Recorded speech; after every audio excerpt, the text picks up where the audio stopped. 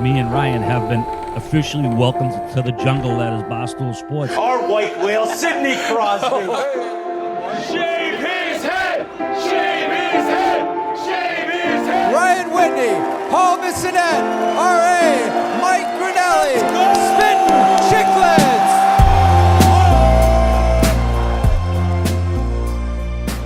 What is up, folks, and welcome back to episode 547 of the Spittin Chiclets podcast, presented to you by Pink Whitney. And we have a very, very special show lined up for you with two special guests, big names in the hockey world, specifically right now in the hockey world after that fantastic Four Nations.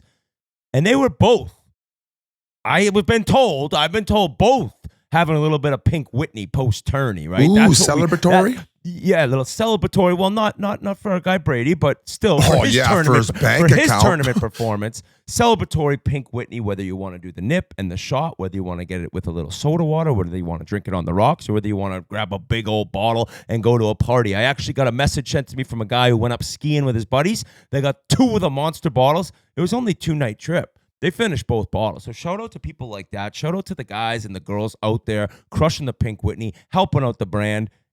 And we thank you so much. So guys, we're back. A quick little vacation for us away from Chiclets, considering we recorded Friday morning after that epic championship game. And my depression it's gone away. I'm on to Italy. I'm on to the Olympics. But you guys, very special weekend where I got to watch you both on TV for the game in LA for the Fires and what happened in LA the past month or so. And tell me about it, Biz. How was it? What'd you think? And what was your experience in LA for it?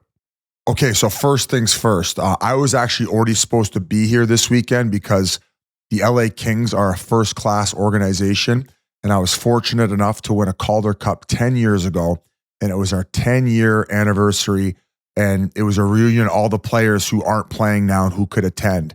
And it just so happens that one of the only Sunday date in like the last 3 years, the building, Crypto.com Arena, became available. And about a month ago, Luc Robitaille, Rob Blake, the NHL, Gary Bettman, all hands on deck, the alumni, the list goes on of people putting together this game to benefit the LAFD, all the first responders in the area, and all the displaced families from their homes where their homes burnt down. They got nowhere to go. Like, fucking, this city got terrorized by those fires, guys. And these people worked relentlessly to put the fires out and help these people out. And some people are still not in their homes or are displaced from their homes, with nowhere to rent and stuff like that. So they put this game on, a charity benefit game. Jans was actually a player. Because I had to go to Ontario for the 5 o'clock game to celebrate that reunion with those guys, I wasn't able to be there for the whole thing, but we're talking Snoop Dogg, we're talking Will Ferrell, we're talking Danny DeVito, Justin Bieber, players like Jeremy Roenick, Mark Messier, PK Subban, Keith Yandel. I mean, Jans, the list goes on and on. So they throw this game up in the last 4 weeks, and it's a home run.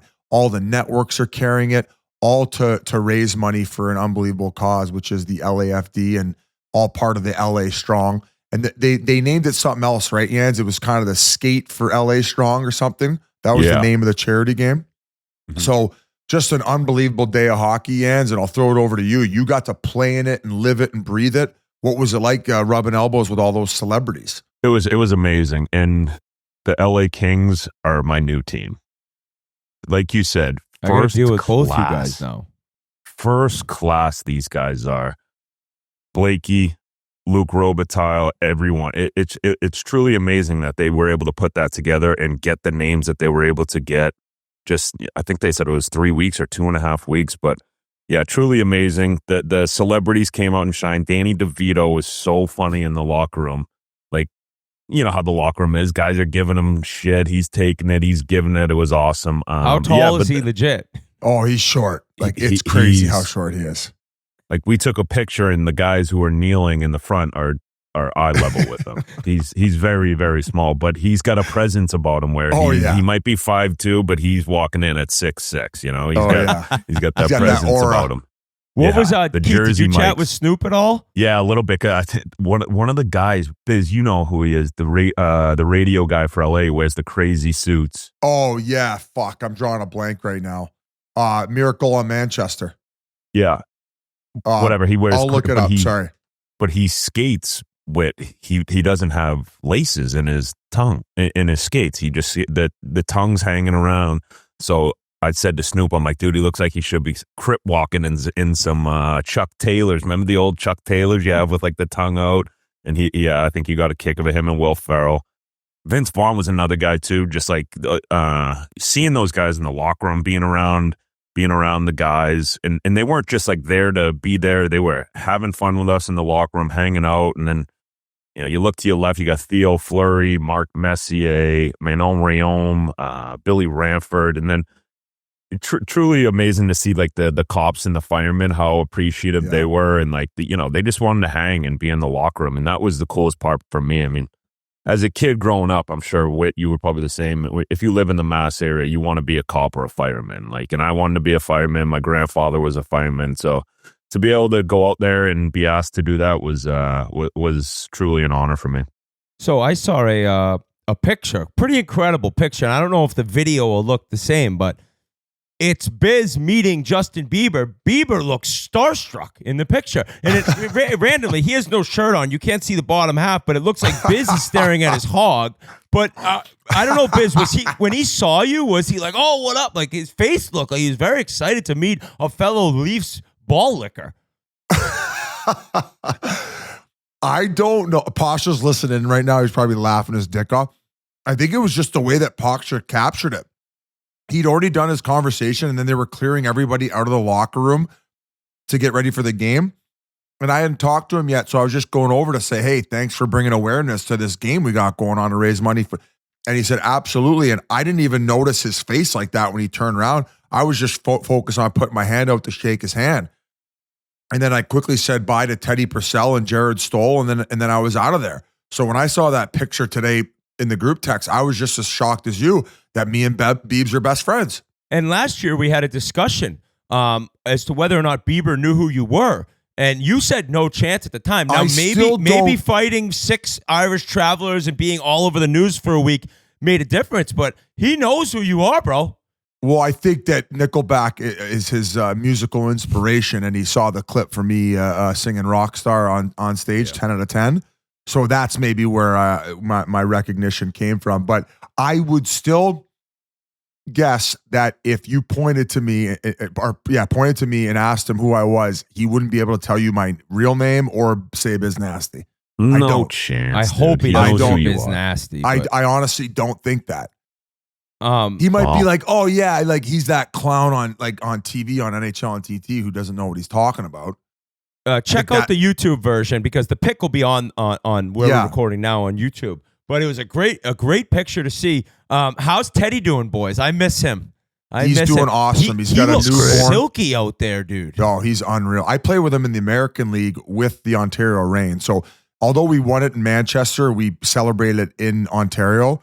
I was on the team that actually moved there the first year. So like the year we won it, that was their last year in Manchester. It was off to Ontario, California to be closer. And in my last year of playing, Teddy was sent down to the minors, and bro, he wasn't the fastest guy, but he could hit those little pockets and make those little dishes. We had the worst zone entry team where we would never score off the rush. And all of a sudden he came down. We were scoring off the rush every night. Like he was an electric factory. So he's got silky mitts, Yance. Oh yeah, unreal. Billy Ranford was telling me the story, and I'd like to hear your version of it. How you got to Manchester? He was saying that I don't know. Maybe you've told it before on the pod, but I can't remember it.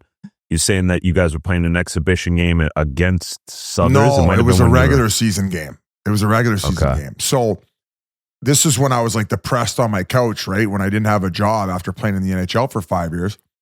So finally my agent called Don Maloney and he's like, hey man, he spent 5 years there with the Coyotes. He's like, at least give him a PTO in Portland. So I go to Portland and Don was like, who? It's like Biz Nasty. He's like, oh yeah. That Beaver, that clown who caused me all those goddamn headaches. It's funny that you bring him up. I saw him at my Chula. It's like a seafood place I go to locally in Arizona. He was there. I saw him like last week. Really? Nice. I just like, he was like, I'm surprised at you know, everything you've done, but great job. And I was like, buddy, why are you doing this? He used to do that in his meetings. He'd like, oh, that's right. Yeah, he used to have the little hand gesture. But I was like, man, thanks for keeping me around. I know I caused you a lot of headaches for those 5 years. And he's like, yeah, you did. Yeah, you did. The Rafi Torres Halloween picture. Oh my God. Hey, remember we had the there? Vespa. Remember we had the Vespa. How'd you ended up in Manch? Oh yeah. Okay, so you're getting me fucking sidetracked. You always do this. But then we were playing against Manch, and they had Stutzy as a head coach, and he was my head coach in junior. So I went over and talked to him after, and he's like, "How you like it?" And I was like, "I don't know. I'm a PTO guy. I don't know how much longer I'm going to be here." And he goes, "If anything ends up happening, let me know." And then Mike Feuda was the assistant GM at the time, so he kind of helped make the decisions. So sure enough, like the next week, I got snipped, and I'm like, "Fuck!" So I called Feuds in my hotel room in Portland, being like, hey, like it's either I come to you guys on a PTO or I drive home and I got my dick in my hand again. And then Feuds talked to Stutz. Obviously Stutz was like, yeah, fucking right. Let's bring him over if we can. And then he called Dean Lombardi, and Dean Lombardi was like, all right, just tell him to stay the fuck off Twitter. So next thing you know, packed my truck. I was off to Manch, which is only about an hour and a half away. And boys, I know we have a couple laughs about it, but I went from being like depressed on my couch to like at the end of that season winning a Calder Cup, where it was such a big turn for me. So I'm forever indebted to the LA Kings organization. And I'm not just saying that because they helped me out, but they are genuinely first class. Like they do not fuck around. We would have breakfast and lunch at the arena. So many incredible people in the organization, and they make it work. And even being at that game the other night they played against Utah. They've always had incredible game ops. They play their dicks off. They scrum it up. They don't give a shit. They have the best home record in the league too. So after that double wrister I just gave the organization, it was a hell of a game on Saturday to be a part of too, Yance. Yeah, it was. I noticed a lot of the guys on your team had their rings on. Did you sell yours? No, mine's in Welland, Ontario. I got my framed jersey in my basement. If you ever watch the Hockey Night in Canada segment where we go through my house, I got that one in my under 18 gold medal ring. They got us rings for Team Canada. It's at the yard sale they're doing this weekend at Yolanda's house. Biz, was there, like, it's so cool. Well, I never got to experience getting together with a championship team like years later. But that's right. When all the guys were together, did any stories come up you forgot, or was it just more about just catching up with everyone? No, we just basically reminisced all the old ones. Yeah. So it was great seeing, I think we had about 10 guys there. Our captain, Vinny Laverde, was there. Our goalie, Berube, who actually got injured like the halfway through our game 4, the finals. We ended up winning in 5. So we had to throw our backup in net. And he was just coming back from injury. And we'd actually brought in this other third stringer where before he went on the ice, he had this like ventilator thing he'd put on his face. Inhaler? What? Was it an inhaler? Yeah, but it was like an aggressive one. Like it was like Bane? Like the airplane one? He looked like Bane / the guy from Mad Max, the old guy who had that thing all over his face. Like he was so minor league. He was like, coming on the ice. We don't need this guy trying to seal the deal. Bud. So we told the Stutzy ended up telling the guy, hey, like we're putting Bardo in net, although he's coming back from injury. And he was like pissed and he left the team. This was like a fucking e-bug type guy. And like, so all of a sudden our game 5 speech going in to try to seal the deal in Utica, like Stutzy like galvanized the group by saying, fucking this guy on the ventilator quit on us. It was our team was it was nuts, man. The shit that was going on that year. Like our MVP was like, he would get buckled. His name's Oni. He's actually still playing overseas. But buddy, he would be the fucking hardest working guy at practice, and he would reek of booze. So yeah, the stories were flying the couple days, and a few of them went pretty hard. Like I'm off the booze. I can't go till the wee hours, but oh my God. Sean Backman, who's actually a scout for the Florida Panthers. So he got a chance to win a championship. So got to kind of talk to him about his experience being a scout. One guy's, I probably shouldn't say that. Oh yeah. He had great stories, and he kind of like looks exactly like how his girl was too. Like. Biz shows his picture on the pod. He's like, yeah, this is him. But yeah, I'm not going to, I can't say his name now, although we'll probably have to bleep out what his profession is. But sure enough, his wife that he met, and she is a missile. Like this guy, like, you know, good looking guy. Like, you know, he's got the gift of the gab, but like completely out kicking his coverage. I'm like, I was so proud of him. And then we had this Justin Auger, who was like 6'9", just this big guy with the hugest cock you've ever seen in your life. He was there. But he's an ogre. Yeah, Justin Auger. He's a big ogre. Biz, that you're talking about, he introduced himself to me. He's like, I was at training camp and I ran you first practice, and then I was gone the next day. Okay. We had a scrimmage, like an inter squad scrimmage, and he came to kill me behind the net. Like my kids were at it. It was at the ice den. Thought it was just going to be a nice little flow scrimmage. Okay. He runs at me first shift. I'm like, oh my. He's like, sorry, man. I was just trying to make a name for myself. I was like, oh my God. Give me back. He's told him to do it. So an unreal weekend for us. I mean, you can't be two places at once. Like, it would have been cool to experience that whole charity game. Like, I never got a chance to meet Snoop. I still really want to meet him. His manager always tries to put us in touch. I actually went to his concert in Edmonton during the finals last year. It was there. He had the McDavid jersey on, didn't he? Yeah, he came out in the McDavid jersey. Got to go in the coaches meeting room. Actually, Beebs was in there. Vince Vaughn was in there. Al Michaels, like TV legend. So it was just a star-studded affair. So I don't know if there's any other stories you had from it, Jans, but I think we can kind of move on from that. No, that seemed great though, and it was awesome to raise money and do that for all those people who've gone through just hell trying to deal with those horrible fires. Yeah. So great work by you two. I will say, and the clip that ended up going out there. I got one last thing.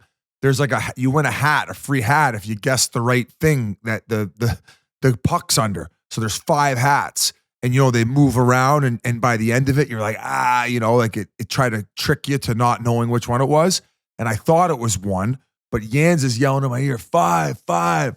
So I'm like, I think it's 1, but I have CTE, so I'll rely on my teammates here, 5. And then sure enough, it was under 1. So everybody loses the hat game, but I get the mic and I'm like, fuck it, Drew Doughty, great job, gold medal, congratulations, and let's get this Kings power play going. Go, Kings, go. They score 10 seconds into the fucking power play. Oh, what a tie the game, and then they ended up winning it. He left out that they booed him when he was like, Dewey, great job, go Canada. And everyone in the I had the crowd, red dot on my forehead. Fucking all the Trumpsters were ready to get me. Well, great weekend by you two. I still think it's insane that Avery lives out there and he wasn't in that game, because that's kind of built for him. But guys, wrapping up 4 Nations, 16.1 million people combined with Canada and the United States watched that game. Like, just one of the craziest numbers I've ever seen. I said, maybe it'll get 12 million, 16.1. So the fact that we have that tournament, we have that many people watching an incredible final game that we already went over, then leading into what should be a wild 6 weeks, right? I think we have, a couple weeks, couple days until the deadline. Then you got the playoff chase, and then right into the Stanley Cup playoffs. Hopefully a lot of these fans who tuned in are kind of like, all right, I'm willing to stay on, see how the rest of the season goes. So were you surprised by the number, as surprised as I was? I said to you, I think that they were, at the time, I think I said over like 8 or 9. And then by the time the hype had grown, because they had the 2 days off to really promote it, I wouldn't have been shocked if you told me 10, but to get 16 collectively, like, what a job by all the networks involved. And obviously ESPN ended up having both Canada versus US games. Up Sportsnet in Canada, they got crazy numbers too. So just like, it goes back to what we were just talking about, and the timing of that tournament and how everything kind of happened politically, blah, blah, blah.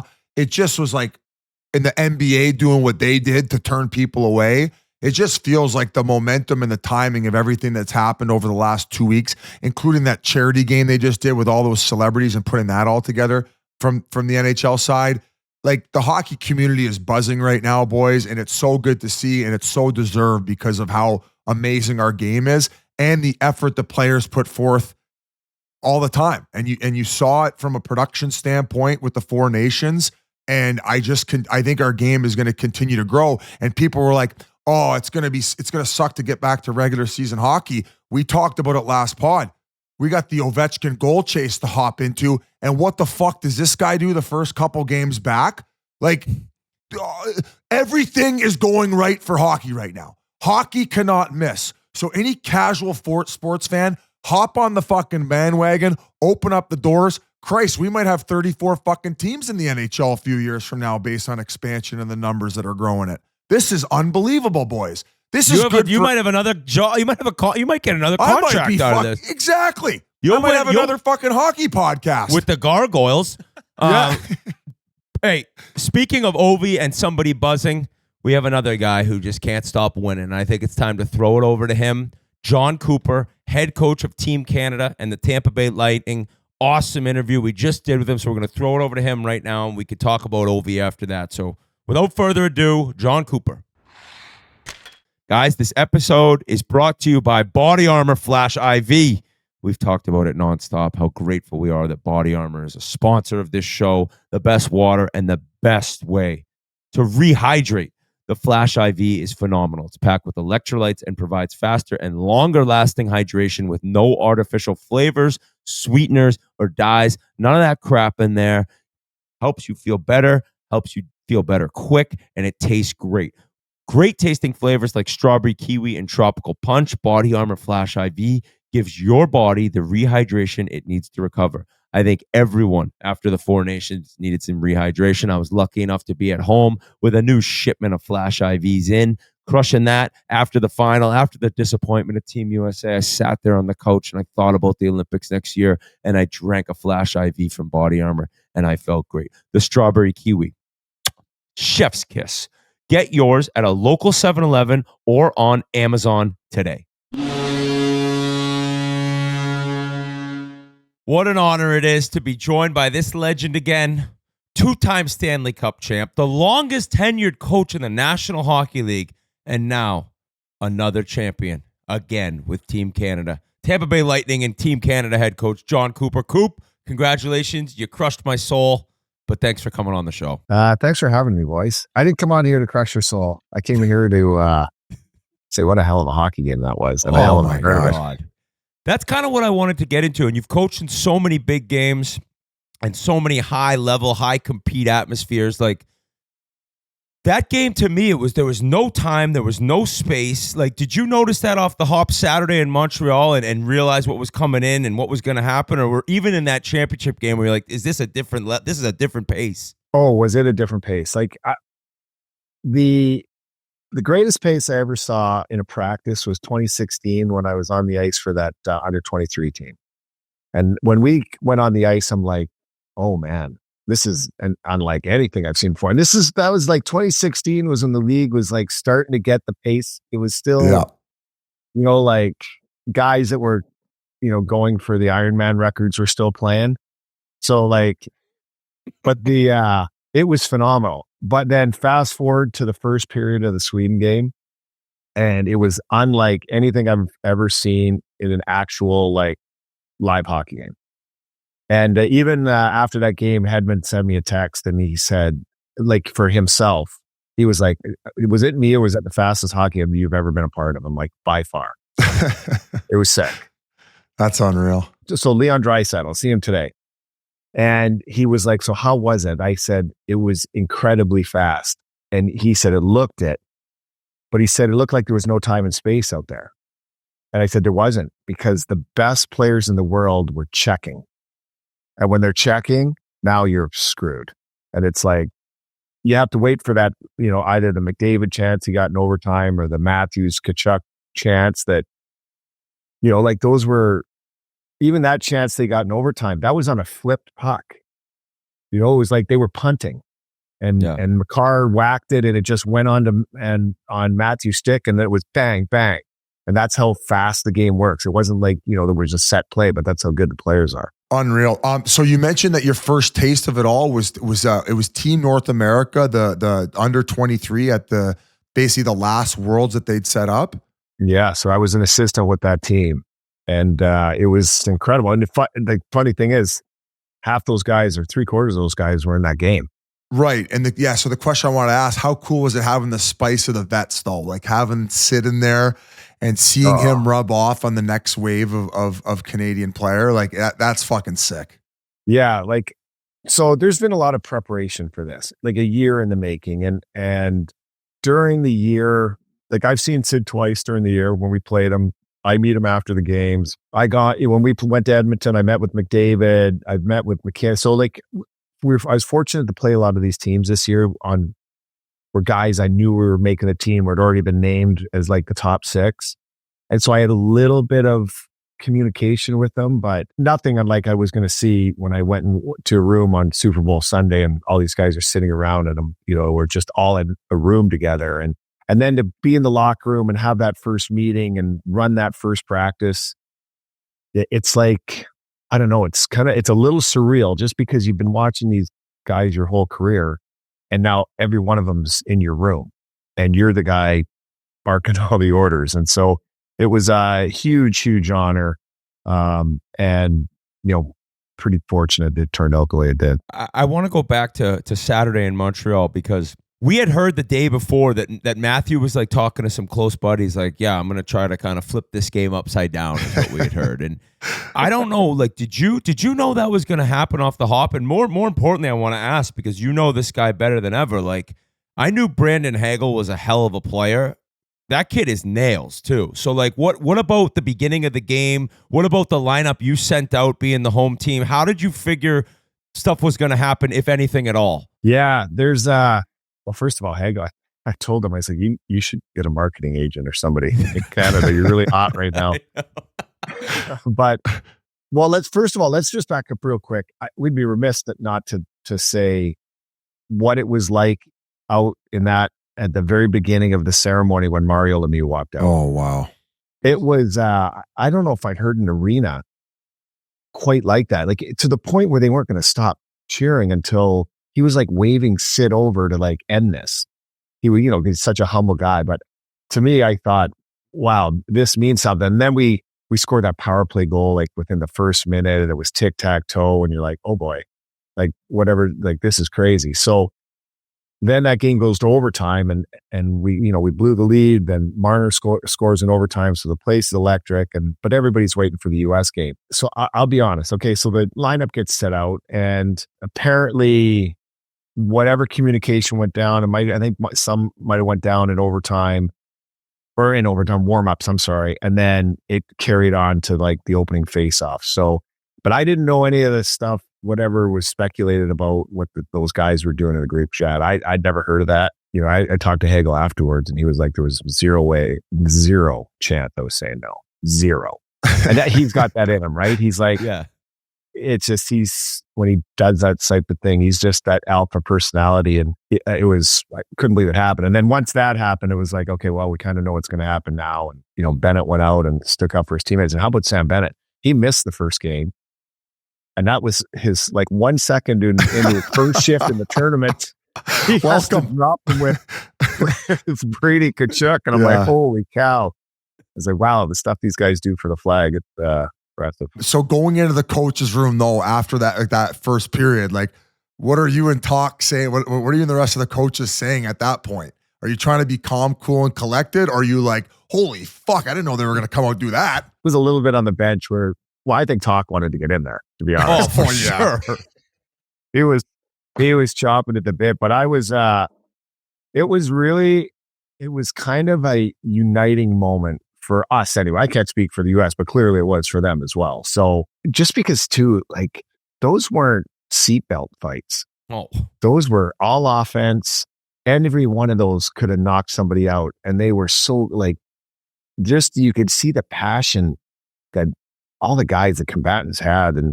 And I think it just, that elevated the game to something I don't think anybody had really, really expected, and elevated the tournament. That's what I was going to ask you. Did you, when you have like your first meeting with the team, do you obviously, it's going to be high-end skill. There's going to be plays being made, but did you know that there was going to be, that much forechecking, guys laying the body, and then you get in the fights and stuff like that? Did you prepare your team for it? To be honest, all that rhetoric about an all-star game, like we knew it wasn't going to be like that. There was in speaking with all the stars, again, I can't speak for the U.S. team, but I could, I obviously knew Genzel. Everybody was pumped up for it. Like everybody was, we're going to win this. And I think for me, the big thing was the 10-year gap in international hockey, or 11-year gap since the 2014 Olympics. And that was, all those kids on that under 23 team had never put on the American or Canadian jersey before, other than, like World Juniors. And that was so long ago. Plus they weren't in pro hockey then. So I think it really meant something to him. And I remember way back then, even when McDavid was playing for that under 17 team, and Matthews was playing, or under 23 team, Matthews was playing for that team. Everybody was saying, well, they're not playing for the U.S. So it's not the true U.S. team, or it's not the true Canadian team, because those guys would be on it. And so now they finally got to be on it, and they played with the passion like they'd never been on one before. You mentioned that it was almost a little overwhelming, like coaching that team. And we talked beforehand about like power play, for example, where, like McDavid wants to move it to Sid, and Sid wants to get it over to McKinnon. Makar might not want to shoot. Like as a coach too, coaching that many legends, how difficult is that? And then that kind of goes into like, you got to scratch Sam Bennett a game. You got to scratch Konechny a game. Like you're scratching guys who've never dealt with that before. How do you deal with that as a coach? And does it make it easier that you have 1-2 cups and it's like, all right, like I've done this at the highest level as well? So that's a hard question for me to answer, in the sense of, like, I know I've had, won a couple cups and been a part of success, but that doesn't guarantee what's going to happen with the group you have. I think communication at the very outset, and I kind of laid a lot of things out there for players, that, hey, like, we weren't here to ruin a vacation. We weren't here to do anything for you guys other than for you to represent our country.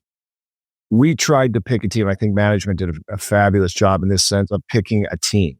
And whether guys played 1 minute, 4 minutes, or 24 minutes, everybody's going to be waving the flag. And not to put anybody in a position where like feelings were going to get hurt, or are they going to be ruffled. And that came into a lot of the way we picked the team.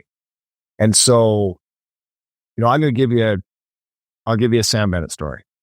These guys are going to hate me for doing it, but so Sam Bennett, I'm going to tell him he's, the night before he's going to be out.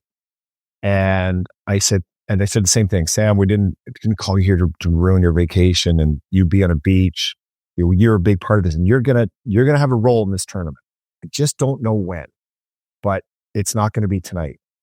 And he basically looked at me and said, Coach, he goes, stop. He goes, if you'd called me and said from the outset I wasn't going to play one game for this team, I still would have come. And it was stuff like that. I'm like, wow, I can see why Florida's had some success with that guy. And that was kind of the attitude of all the players. And, guys like Brad Marchand, who's, plays in the big moments and played in these big teams. And he didn't get a ton of minutes in the game one. And he was our loudest cheerleader.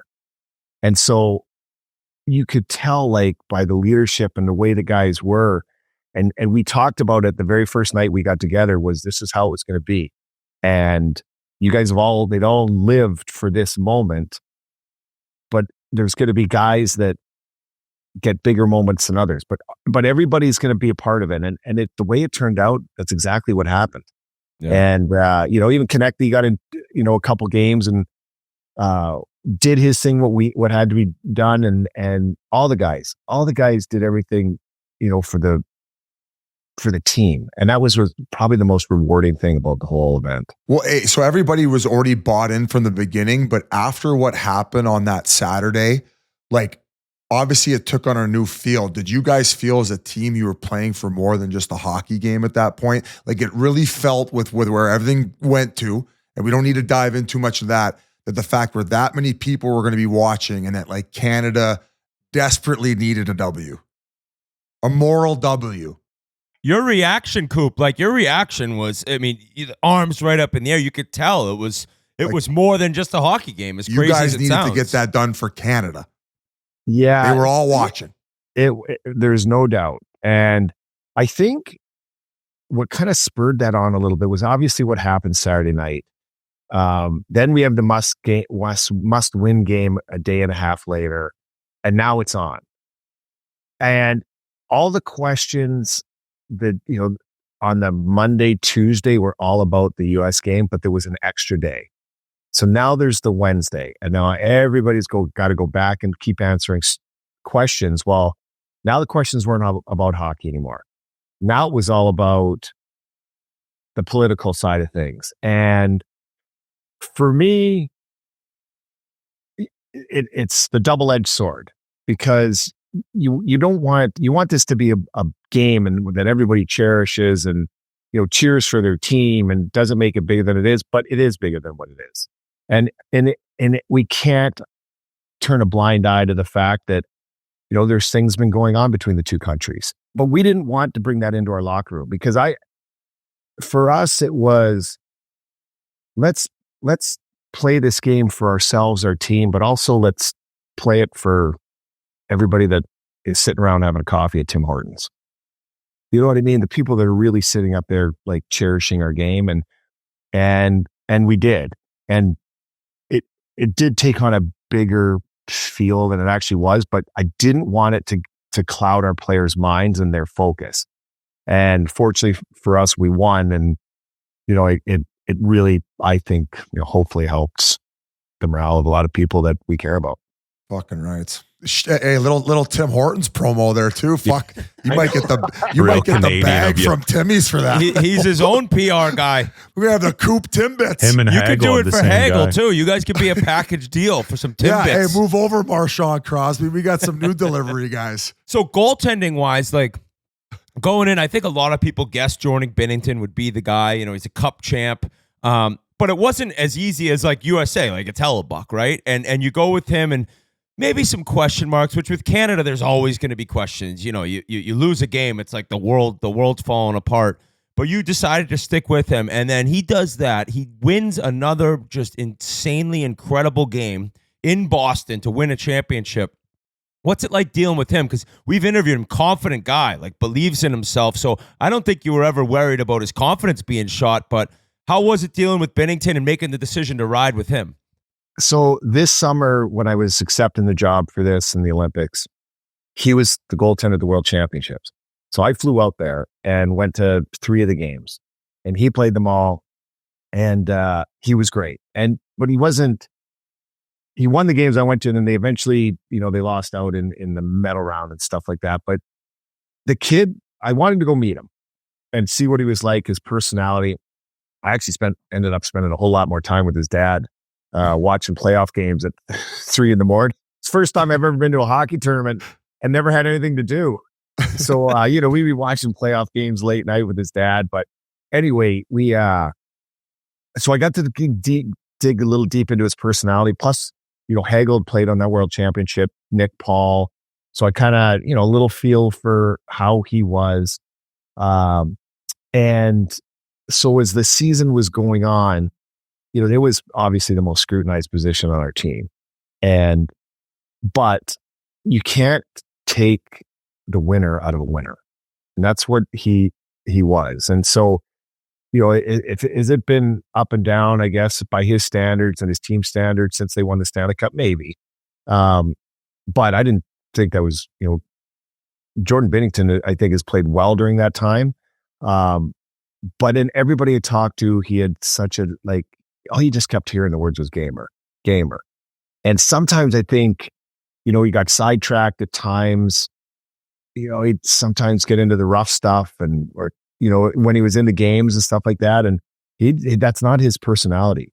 He's extremely focused, even I think sometimes too hard on himself. He thinks he should stop every puck. And our discussions were just stop all the ones you have to, and just a couple you're not supposed to. And if you do that, our team will take care of the rest. And that's exactly what he did. And what the crazy thing is, I think, so that 2019 Stanley Cup final was in TD Garden. And I think it was like an onslaught in the first period. Like shots were like 16-4. And first 5-10 minutes was like he made about 8 huge saves. And the Blues were up 2-0 after one, right? Yeah. Anyway, so I think the two referees that ref that game ref the final game. No shit. Same building. Yeah. I'm glad I didn't know that beforehand because I would have not even watched overtime. Yeah. So anyway, I could be wrong, and that would be a heck of a rumor if it's true. Though. No, it's actually I told you that was the case. From Saturday to the finals, the biggest thing for your team that I noticed was Cale Makar not being on the ice in that Saturday game. What does he is so dynamic, and you've had the honor of coaching some amazing D in Tampa and international and stuff. But is he the best D you've ever seen? Like there's so many defensemen that are like neck and neck in this league, but he has a unique. He's generational. So I think there's a few guys in this league, and a couple of them that put on American jerseys, and one that would put one on if he wasn't hurt. That are like they're all in that same grouping. And if I was coaching the U.S. team, maybe the answer would be a little different. But in my opinion, he's just generational, like Bobby Orr generational. That type of player, and I got to see it firsthand when they knocked us out in 2022. How good he was, and what's probably even greater in that kid is his humility. Man, is he just a gentleman? Yeah, you definitely want him on your side, and you're right. That was a big swing for us because they have McAvoy Saturday. We don't have Makar, and then all of a sudden they don't have McAvoy, and we get Makar back. And so, in a razor thin game like that, that was probably some difference too. You talk about generational talent. When I was going to hop in, ask about McDavid and having his moment and getting to be a part of that. I mean, he's kind of like the next great one. We haven't seen anyone really like him since Wayne. So how was it, talking to him after the game and allowing him to have his moment? First of all, it's amazing, like the drive that. And all the players have drive, it just comes out in different ways. But McKinnon and Sid and McDavid, like they're really hockey savants. Like they look after themselves and do all these things. But you have the best players in the world, like on the planet, for the most part, are sitting in that game, and still, like there's a player that's just like way faster than everybody else. Do you know what? Do you understand? It's crazy. Like, how do you get Coop, the best? I was with my wife. She's like, "What the hell?" She's like, I didn't know this. I'm like, I know. I tried telling you. Yeah, and he still carries the puck the whole time when he's with it, and like makes these sick plays. Like, how about what was the goal he scored at the breakaway Saturday night? Oh my god! It was like out of a cannon. Yeah, and people were chirping McAvoy. It's like McAvoy looked like me. Like he just makes everyone look like they're not playing in a different league, like you're saying. It's insane. I feel like McKinnon's right there, maybe not quite that fast. If there was a time, and so Jacob Slavin's a hell of a player in this league, like fantastic. It was in the third period, I think. I don't know if you remember. It was going down by the benches, and Slavin was chasing down a chipped out puck, and McKinnon closed a zone and a half on him from top of the circle to top of the circle. And Slavin was like going as fast as he possibly could. He had everything going. And he looked and he's like, oh my God, this guy's going to catch me. And that was, that's another moment of like, wow. And trust me, that's not a knock on Slavin. Like that would have caught any defenseman. That's how fast like some of these guys are. And powerful too. Like the way to McKinnon, like his stride is just ferocious. What about when Makar was out and Harley gets the call? Like the way that kid played, like I was amazed, and I kind of got to see him more when Edmonton played Dallas in the conference finals last year. I was like, holy shit! But for him to hop in and then play that good gold medal game, he goes back in with Morrissey out. What were your thoughts on him? And like, what did you tell him when he arrived to the rink? Like he's waiting to try to get on the ice till Makar gets off the ice. He was kind of goofy with the rules. But what was your message to him at the beginning when he arrived? It's tough in those situations because he was on vacation. And then I guess he flew back to Dallas got on the ice briefly and then flew right to Montreal. And the benefit of some of this was the fact that we had Jim Nill on our staff and Pete DeBoer. So they knew, and we're like, can he do it? And they're like, he can do it. And, your message mine to Harley was like, hey, you're not coming in here to save the tournament. You're just coming in here to be a small piece of the puzzle and don't do anything that you can't do. Like we don't need you to be, Superman. We just need you to be Thomas Harley. And he again, it was just, hey, if I don't play, I don't play. I don't care. I just want to soak all this in and be a part of it.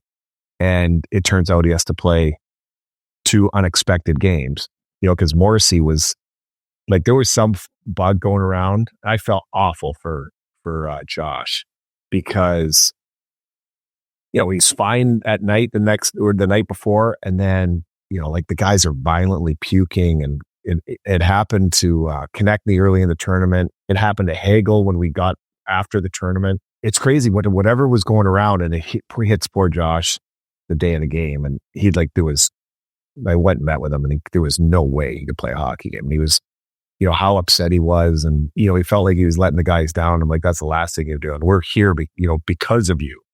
And this is why, we needed Harley. And so it's just weird how some of these things work out. But that just went to show like the passion the players have to play in this thing. It was really remarkable. I just had one more. It was who surprised you the most? Like, who did you go in maybe not expecting much and you were blown away by person? Okay, so I'm gonna sit here and say, and this is not a blanket answer or anything like that. I was waiting to say, okay, who's the guy that is the outcast? Who's the guy I'm not really going to like? Who's the guy I'm going to be a little disappointed in? Who's going to be, because there's no way we're going to have 23 guys here. It's like the old saying, it's look at the group of 23 guys, look to your left and right, like look for the left or right, like find the room. If you don't see the, well, then it's probably you. And it's like, shit. There's going to be one of these players is going to be the guy. And that was not the case. Like I couldn't find a fault in any of them. And they were so tied together. So like every one of them was a great guy. Every one of them, and I can, sniff them out if they're not. And I think that was the biggest surprise for me. Now, where there's some sneaky gems in there, like guys I'm like, oh boy, like funnier, or guys that,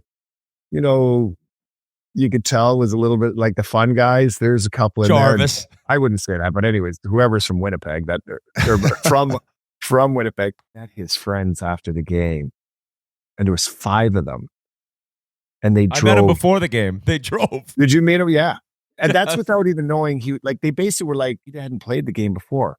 They drove 30 hours knowing that he probably wasn't going to play. So I guess Seth told his buddies, hey, listen, it's 85% chance I'm not playing in the final game. So, and they're like, screw it, we're coming. That's unreal. Coop, we got last question presented by Roback. Use code Chiclets on roback.com for a generous 20% off your first purchase through the end of the week. That's CHICLETS on RHOBACK.com. 20% off all hoodies, joggers, and more with code Chiclets. My question to you.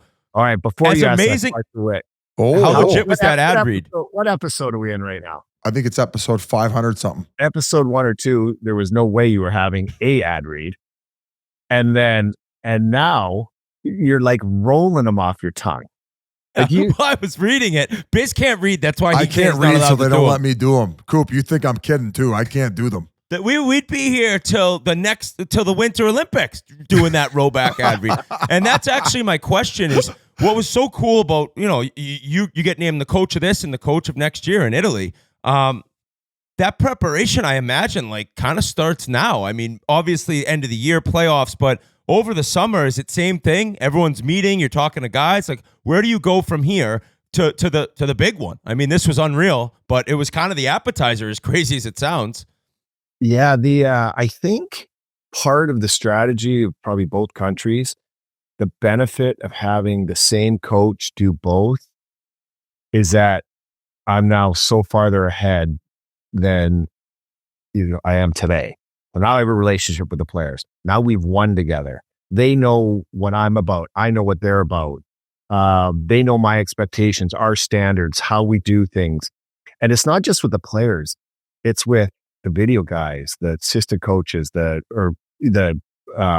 travel services. Like, because there were hitches in that too, just because I'm so used to doing it, the way we do it in Tampa. And now you're getting used to a whole different people, different staff. And, but the one thing about Hockey Canada, it's like the extra 5%. They just know what they're doing, and they're prepared for if there's a misstep, boom, they're on it. And that's what I really appreciated about them in the years I've worked with them. But it's different. It's different when you have, you're used to your routine. Like, one of the funny things was Sid and a couple of the guys were talking about nobody knew where to go in warmups. Oh yeah. And he's like, he said that a lot was of superstitious guys. Was after the first warmups in Sweden, it was like, I was so lost out there. Everybody, because how it is in games. Who's Everybody's passing the got their pucks? routine. Yeah. I thought that was hilarious. That their biggest obstacle in the tournament was what to do in that warmup. could tear a team apart if you're fucking going on the silver arches or the golden arches. Excuse me, Sid. The other thing is who's in charge of the music. Who was the team DJ? I don't know who the team DJ was, but the guy that shut it on and off when I came in the room was Pareko, and there was no fade. So then we had to have to talk about. So he's not going to the Olympics. Well, I don't know. He showed up. I'm kidding, Cole. Don't beat me up. Good luck telling that behemoth to just fade the music. Scout report. Last thing, what did you say before the championship game? Was it quick? Was it a little longer? How did you approach the guys? Well, I don't know. I'm sure it's going to come out because I was mic'd like 24/7. So that's awesome, though. It was. I think there's I don't know. Somebody told me there's a show going to come out. They have to do something because there was so much great footage. And I was mic'd all the games, all the practices, half the day. And I'm pretty sure Sully was too. And so, during the game, there's like 3 players mic'd, and there should be some good stuff because I think Doughty and Marchand were mic'd like half the tournament. Oh my God. Oh, Jesus. Yeah. Oh my, here we go. Jesus Christ. Bye-bye, NBA. Next stop, NFL. You're fucking done, Goodell. Well, Coop, we appreciate it, man. 25th all time in NHL wins, the only guy on that list under 1,000 games. So we appreciate it, man. Congrats. It was incredible drama, incredible TV, and we appreciate your time, man. Good luck the rest of the year. Legend. Thank you, Coop. Yeah. Thank boy. I hope the hockey people, whether you were a fan or not, enjoyed that entire tournament. And I know the game went to overtime, so now it's a coin flip at that point, but hockey was the winner. That's most important.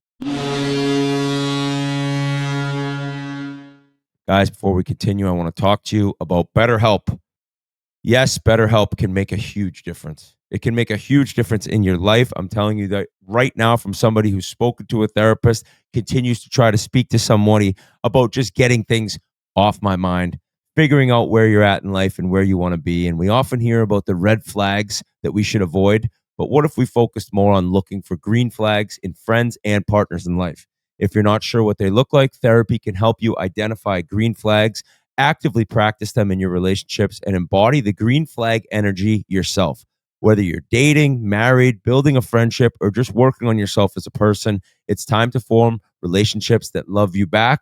Like I mentioned, talking to someone's done amazing things for me at different times in my life. It's really good to be able to get things off your chest, to be able to talk open and freely about how you feel and things that you need to do or can do to help your life just feel a little bit more organized, a little bit better, and a little bit more like yourself. BetterHelp is fully online, making therapy affordable and convenient. It's serving over 5 million people worldwide right now. Access a diverse network of more than 30,000 credentialed therapists with a wide range of specialties. Discover your relationship green flags with BetterHelp. Visit BetterHelp.com/Chiclets today to get 10% off your first month. That's BetterHelp, HELP.com/Chiclets for 10% off your first month. Guys, before we go any further, I want to talk to you about DraftKings. you got to make the crown yours. That's what you can do with DraftKings. The NHL season has been as predictable as a puck rolling on its edge. No one knows where it's going. No one knows what's going to happen. And this final playoff push is going to be something that's out of this world. And that means that there's time for you and your favorite team to figure things out. And there's games left for you to get in the action at the DraftKings Sportsbook, an official sports betting partner of the NHL. The NHL, the fastest game on ice, the fastest game in the world, and you can make fast live bets during any game on DraftKings Sportsbook. It's super easy for first-timers to get started. Try betting on something simple like picking a team to win or picking your favorite player to score a goal. I love picking goal scorers. I follow the Merman, Matt Murley, EBR, Everybody Rides. You could pick your favorite player to score. You could pick your favorite team to get a win, or you could pick your favorite team to maybe win by more than one goal. And then you get some nice odds in there from DraftKings. So go to the DraftKings Sportsbook app, select your team, and place your first bet. And if you're new to DraftKings, listen up right now. New customers bet $5 to get $150 in bonus bets instantly. Download the DraftKings Sportsbook app now and use code Chiclets. That's code Chiclets for new customers to get $150 in bonus bets instantly when you bet just $5. Only on DraftKings. The crown is yours. Thank you so much to Coop. Very easy person to interview. Well-spoken. Just makes us sound a little bit smarter, I think, by the answers he gives, even though as we ask the questions, he's probably like, Jesus Christ, these What's your favorite color? It's like 10-minute rant about the history of Canadian hockey. How about him just wearing the hat right in our face, too, with this Canada hat jersey in the background. Right in our face. I actually forgot about that after the interview ended, we were just chatting with him a little bit about your round with him at, where was that, Biz? The Goat Ranch. No, and Biz called the Grove the Goat Ranch, and then went on to say he doesn't understand the big deal about like people wanting to play Augusta National. So for a guy who's done a lot of sandbaggers and I thought appreciated the game of golf, like I don't know what planet you're on right now. I said that they designed the course, the Grove for me and MJ. I had the best round of my life there. I just think that it might be a little bit easy compared to other courses that might cost that much to get on. And then shifting over to Augusta, I think the only true appeal to Augusta is the fact that like only certain people can play it and get in. Like it's just like there's probably way nicer golf courses that you could get access to, but because you have to be part of this cult, there really isn't. No, there's not. I'm disgusted by your take on Augusta, and I really can't believe that you're telling me you wouldn't rather be on the beach at Pebble Beach? No, it's a public course. Anyone can play there. That's the whole thing about Augusta. That's my point, is saying that making it exclusive is the only reason why you're like, oh, I want it. No, dude, it's like have you ever seen it on TV? It's bar beautiful. The there isn't ticket. a blade of grass out of like. Biz, they kill squirrels there.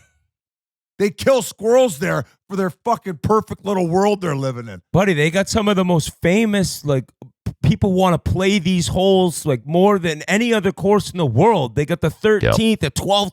I can go through the whole course, buddy. Buddy, you're going up and down mountains to get to the green. The greens are, it's not about just the fact that nobody can play Augusta. It's the fact that it's one of the most amazing, well-made, well-built, beautiful golf courses in the world. It's not about the fact you can't just play it. It's about you got dog-leg par fives, legendary shots hit on it. You got water. You got all this stuff. I do love all a dog these leg. things, buddy. I do love a dog leg. Yeah, I know you love a good old dog leg. Horn's a dog leg. Do you think I just solidified my place in never playing Augusta? Yeah, I'm kind of worried that we're not going to get invited.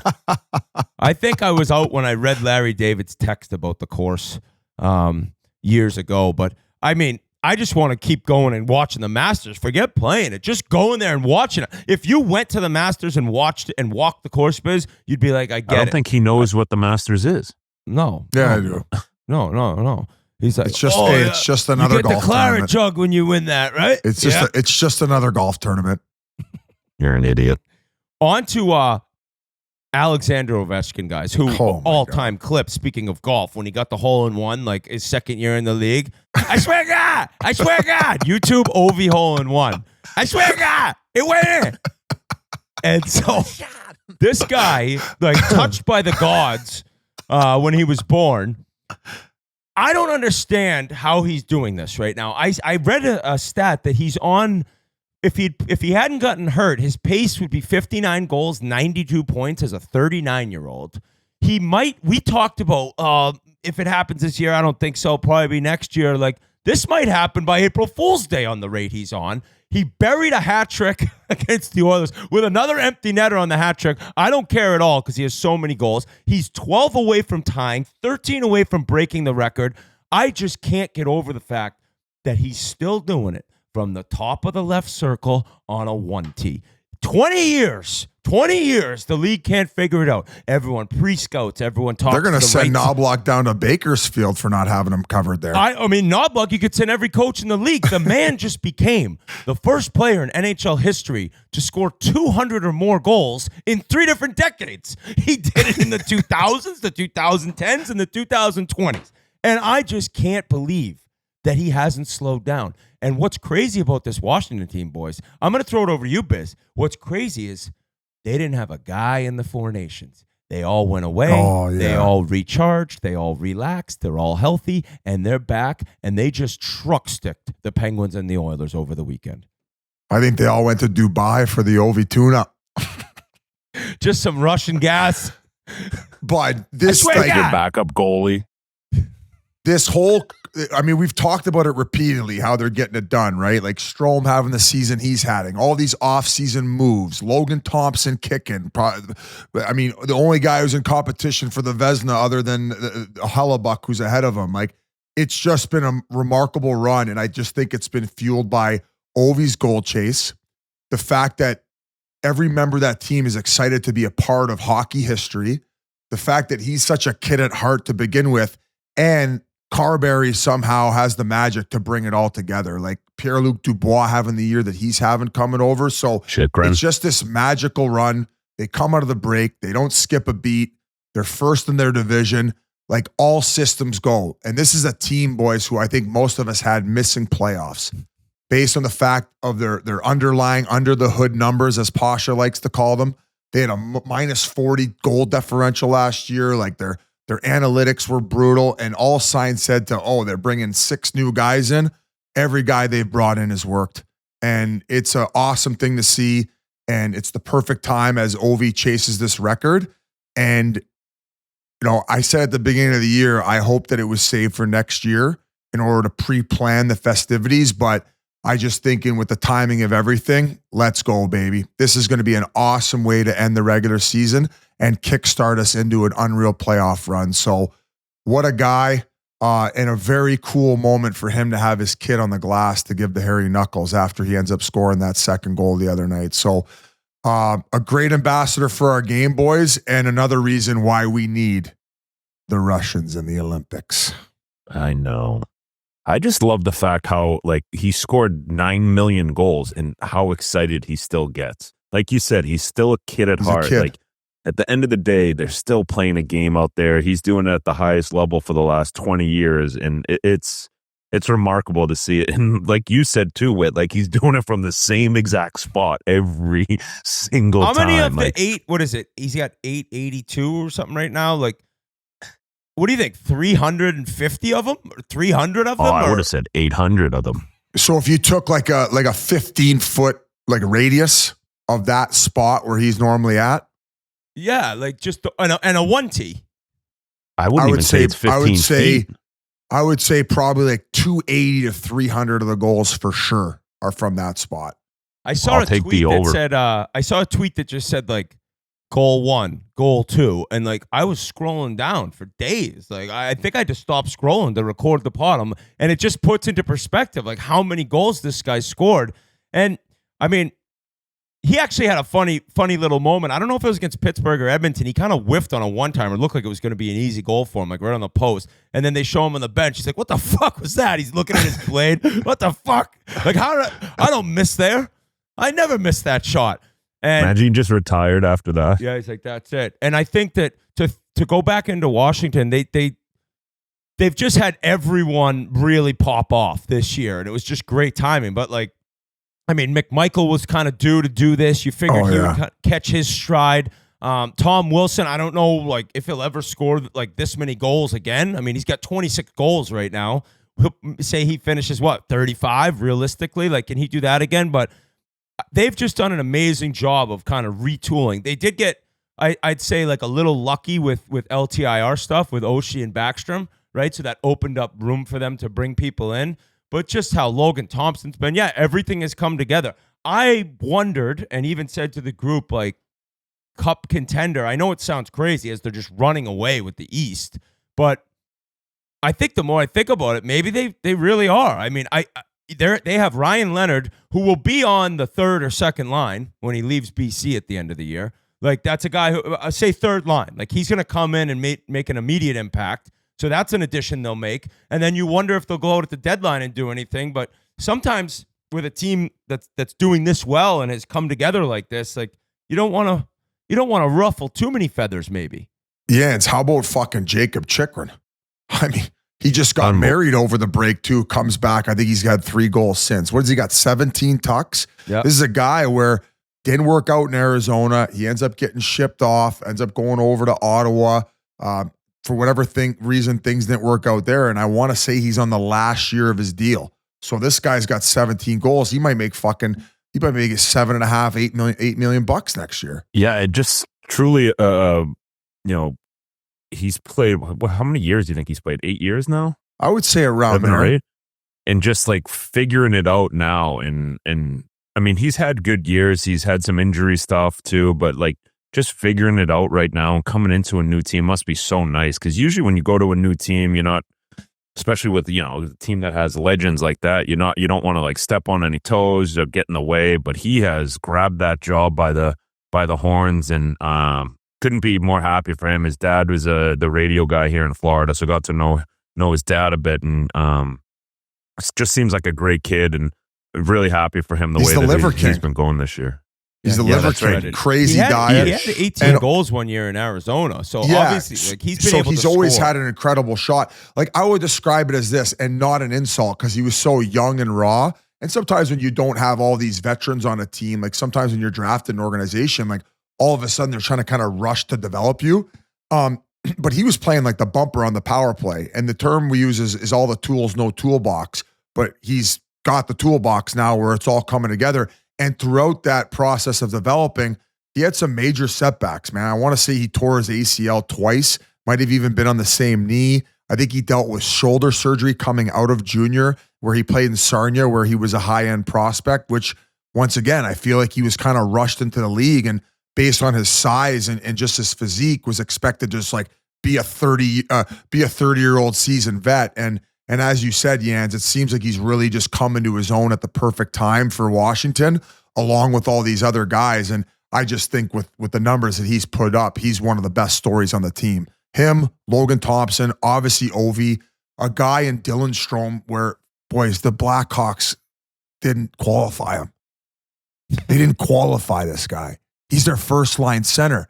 You talk about protecting Bedard. Imagine you had Dylan Strome and then Bedard second line center. You're getting better matchups. You get to get nurtured along a little bit by a calm, demeanored guy who's able to make plays. Like, come on, man. Dylan Strome is, I think, I forget who it was who said it on our pod. Like, he just is able to slow the game down much to the like Backstrom did with Ovi. So it's just been a perfect fit. All systems go. And we continue to, I think we talked about the videos coming out of the locker room and how that means something. The players even seeing it after it happened after the game online. Like, Carberry's still throwing out gems. He looks like a young Jon Cooper with the wisdom that he's dropping in the locker room after games. So it's cool to see. All systems go for the Ovi goal chase, and it couldn't be better for hockey. I wonder if Backstrom's around, because like you said, Strome looks like he looks like a mini Backstrom out there. So I wonder if Backstrom's around the team and kind of like helping him out. They actually did a brain transplant. They took Backstrom's brain out of his body and they put it in Strome's. So that's in good. Dubai. Well, in Dubai. That was last break though. Yeah. Oh, okay. Yeah, it was pretty cool. I heard about that. Protas too. This Alexei Protas. This kid's a monster. He's 23 years old. Built in a lab in Dubai. A complete mutant out on the ice, and he's just taken another step. Yeah, Pierre-Luc Dubois bouncing back. It's a really cool story. And if the Rangers somehow sneak into the playoffs as the 8th seed and the Caps get them in the first round, it would be a rematch of last year's first round and the complete opposite, where Washington was one of the worst teams to ever make the playoffs and got truck-sticked. It could just flip itself right on top, right over each other. I got a question. Who do you think is the biggest fraud squad of these 3 teams? The Winnipeg Jets, the Washington Capitals, or the Carolina Hurricanes? Who's the one of those teams who's the biggest fraud, and who's not going to win a round? Carolina's going to get Jersey. Oh man, Hellebuck's been so good, even though the playoffs have been a struggle for him last year before. I think Washington in my mind. You think they're the biggest of those 3 of the fraud it depends. squads? You know what? Yeah. You know what? That leads us into our next topic, Biz. And I hate to rush away. No, don't. Great But it segue. leads us into the Carolina Hurricanes, and it leads us into Mikko Rantanen. And what is going on here, folks? So apparently, over the 4 nations, Carolina management met with Rantanen's agents face to face, and they made a big time offer. Elliott reported that it was a $100 million offer. Right? They are the only team who can give him 8 years. They're the only team who can give him 8 years. He has not performed anything close to the Colorado Mikko Rantanen. Way, you wouldn't say. $100 million they offer him, and now it's come to the point where if he doesn't accept, do they trade him again? Does he get dealt again at the deadline? I think you kind of have to. I mean, you gave up Netchus. You can't just lose him for nothing. It happened last year with Gensel, where I believe they weren't where Gensel needed them to be contract-wise, and he moves on. He signs with Tampa. Now, you can't risk it happening again, can you? I think that if you get left holding the bag on that one, they are the biggest fools in the National Hockey League. I had Carolina Hurricanes fans, whether they're willing to give up their firstborn child to protect this guy, saying, "Oh, he's going to sign here. Have you not looked at our cap space? Did you see the money we have available next year? He's staying." He hadn't even played fucking 2 games for the organization. They were saying that. And then all of a sudden, his numbers don't look like they looked like when he was playing with Nathan McKinnon down the road. And Cale Makar. Right down the road. Right down the road. In the South. It's a South team. Yeah. In the Southern Hemisphere. Boys, I don't think that Rantanen's re-signing in Carolina, and they have to trade him. And I pretty much signed, sealed, and delivered it 2 podcasts ago. I've been saying this since they made the fucking trade. And you know what's even crazier? They gave away Natchez, and look at how he looks in Colorado. And guess what? Carolina Hurricanes fans? You remember when you guys loved those fucking bargains? He's making 6.5 this year and 6.5 next year. Could you imagine them holding the bag on Rantanen? He leaves, and they don't have Natchez, they don't have Gensel, they don't have Rantanen. Goodbye, all the picks and whatever else you gave up. That is mismanagement of your assets. If they don't get him signed, they look like fools if they keep him. Well, fools. But it's also them, Biz. You can't. They're trying to win a cup. I understand. If they keep him and he doesn't resign, that is tough. But it's also the fans are we're going for it again. You're gonna give away your best prospect, making $6.5 million. He's not a prospect for next year to gamble a cup run for this season. I don't know. What do you think, Jans? You're smarter than me. I just would. The only thing I'm wondering is if they do trade him right now again, what are you going to get for it? Is it because you're going to have to trade him to a team that's, making a run for it? And are they willing to give? Are you going to get a couple first rounders? Are you going to get a prospect? It's. I think at the end of the day, if they do trade him, it's going to look bad on them. They're not gonna. It's gonna look like I think that if they were away smart, for a second round, they would eat some of it, because I think that some of it's already been eaten. Yeah, where all of a sudden a team can add Mikko Rantanen at the deadline for $2-3 million on the books. I think that that's very appealing. That's very appealing to a team like the Toronto Maple Leafs. Maybe, I don't know. If I'm them, I would be kicking tires on that. I'd be ready to maybe walk away from one of their prospect goaltenders. You know where he's going if he gets traded? Colorado. Back to Colorado? No. Florida? I could picture myself on the couch with Yoshi behind me on deadline day. Oh, yeah. And Vegas. the Vegas Golden Knights Yeah. have traded for Mikko Rantanen with Shea Theodore on LTIR. And I'm an idiot because you can't go back to your team. It has to be at least over a year and a day. Oh, really? You can't go back to your old team. Like, you can't get traded back to your old organization unless it's a year and a day. Unless, of course, it's a re-signing. Like, he would have to re-sign in the summertime. But I could see Vegas pulling a fucking horseshoe out of their ass. I actually saw Kelly McCrimmon in the lobby today at the JW Marriott. So he's cooking up some no good news. They big game hunt, dude. And but I understand like Rantanen's point of view. There's kind of two sides to it. One being his like, all right, this is kind of the rest of my career, 8-year deal. I've been here for 4 minutes, like, and that's why he said I need more time. But it's like, and people were like, well, it's so much more money because he's only going to get 7 years from whoever when he's a UFA. And, 7 times 14 is $98 million, and they gave him at least 100. Well, it's like at that point, who gives a shit? There's really no difference. But I get it. Like, it's probably a really difficult time for him being like, I don't know. Like, I don't know if I want to be here. I haven't been here long enough. It might be even easier if he came in and was just lighting it up right away and really enjoyed where he was maybe living or renting a place for the rest of the season. But it is just a tough situation to be in. And then also, I guess there's zero worry from the Hurricanes' perspective of what he's kind of played like since he arrived, right? Like, they obviously were willing to offer him this deal, so they don't care. They don't mind the lack of production. Do you think maybe he's saying no, knowing that he has so much leverage at the fact they make this big move?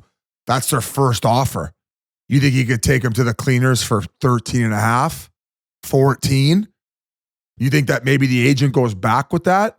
That changes things about the amount of time you live somewhere, right? If they're giving you to the max number. I think Colorado played this beautifully. Oh, and I think he's going to be crawling back to them this summer and say, give me 7.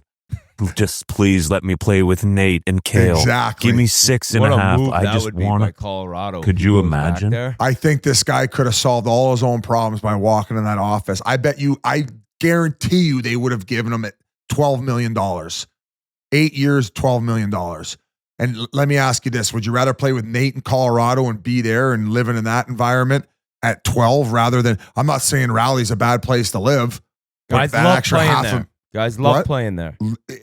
Right, but look up the state tax. It might actually be the same amount of fucking money.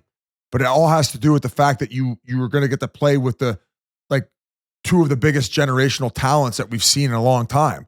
Nathan McKinnon, who's basically Connor McDavid, and Cale Makar, who I've talked to the smartest hockey minds in the world. They say he's Bobby Orr. Like, what are you doing? We just talked to him too. Sometimes we were together for that. I was saying other people, not even Coop. Sometimes life's a little easier and a little funner when you're coming to the rink every day and you get to play with the two of the best players in the world, and you're going to be scoring every other game at worst, or it's like, and you don't have to be the guy, or the second guy. It's and a crazy story, $12 million. It's if he ends up being traded, like I never could remember a time when that's happened before, when like a big time UFA to B like was dealt and then dealt again before the deadline. It was like Carolina made their move, and now all of a sudden, after this discussion, he's probably going to sign Thursday. Like we just pretty much, it just went over the wire. Carolina. You just went over the wire. You got 13. So to go back to my question though, who's the biggest fraud squad of those 3 teams? What's your final answer? Carolina. I'm actually saying Carolina. I'm going Winnipeg. You don't think they're getting out of the first round? I think they could get out of the first round, but those other teams are in the East, and the East is just harder, I think. You think the East is a harder conference than the West? Yeah. Wit? I think Yans might be smoking crack. I think. Were you hanging out with Terry Ryan last night? That might be crazy. Okay, who will be the 8th seed? Who will be the 8th seed? Who? It'll be. Oh, so what's kind of crazy is There's 5 teams fighting for the 2 wild cards. It's the Rangers, the Islanders, the Bruins, and the 2 teams currently sitting there, Detroit and Ottawa. Okay? I meant the West, sorry. The West, it'll be, I think Calgary might catch Vancouver. Calgary, Vancouver, and now Colorado has moved up too much. Colorado's making it for sure. They're fighting for one spot. It's Calgary, Vancouver, and Utah is kind of in the mix. I think they're that next team down. So that was before the pod when I looked. I'd rather play Vancouver. I'd rather play Vancouver than the Rangers, even though the Rangers don't look great right now. What about, would you rather play Vancouver or would you rather play Ottawa? Ottawa ain't getting in. I think Ottawa's getting in. I think Brady, when he comes back, is going to be a man-child after those 4 Nations games. But to go back to the West and the East, like I think there's 5 teams in the West that could win a Stanley Cup. I don't think that many teams in the East could win a Stanley Cup. Like you think that like Vegas can win a Stanley Cup? Why are you saying that? No, I was about to count. Oh, okay. Right now, looking at the West, I don't think Winnipeg will win the Cup, so I don't count them. Dallas can win the Cup. I don't think the Wild can win the Cup. Vegas can win the Cup. Edmonton can win the Cup. I don't think LA can win the Cup. I don't think Colorado or Vancouver can either. So that's 3 You don't teams think Colorado can win a Stanley Cup? This year? No, I don't. Rantanen. And then in the East, if I want to go over to the East, So I think that's Toronto. 3. I think Toronto could win the Cup. I think Florida could win the Cup. Tampa, I don't think they could. Washington, I don't think they could. Carolina, I don't think they could. Devils, I don't think they could. Wings, I don't think they could. Senators, I don't think they could. And also Winnipeg. So I think I got 5 possible Cup winners. And Winnipeg's the best team in the West. So I would personally throw them as a team in the West that could. You'd have to just show them respect based on the standings. It's the hardest conference, and they're leading it. Just because you don't trust them doesn't mean I don't have to trust them. Too. Just because you don't trust them doesn't mean I don't have to trust them. If last year Winnipeg hadn't looked like that in the first round, and so many things can change year to year. If Winnipeg last year lost in the second round in a great, it was just the way they lost last year. It just is like I can't. I don't know. Personally, I put Colorado and Winnipeg in the Western conversation. So that's 5 teams for me out West. I would say that there's maybe 3 teams in the East that could win it. I will redo my possible Cup champs. Okay. I will redo it after the deadline, and it may change. I think I just had 5 teams who can win the Stanley Cup. Okay. I have a really, really bad feeling that Dallas might win the Stanley Cup this year, because that means that the Oilers will not. Dallas has this just special season quietly going on. But that kind of leads us to a defenseman talking about trade deadline who made it clear to the press, the media, that he wants out, and that's Seth Jones in Chicago.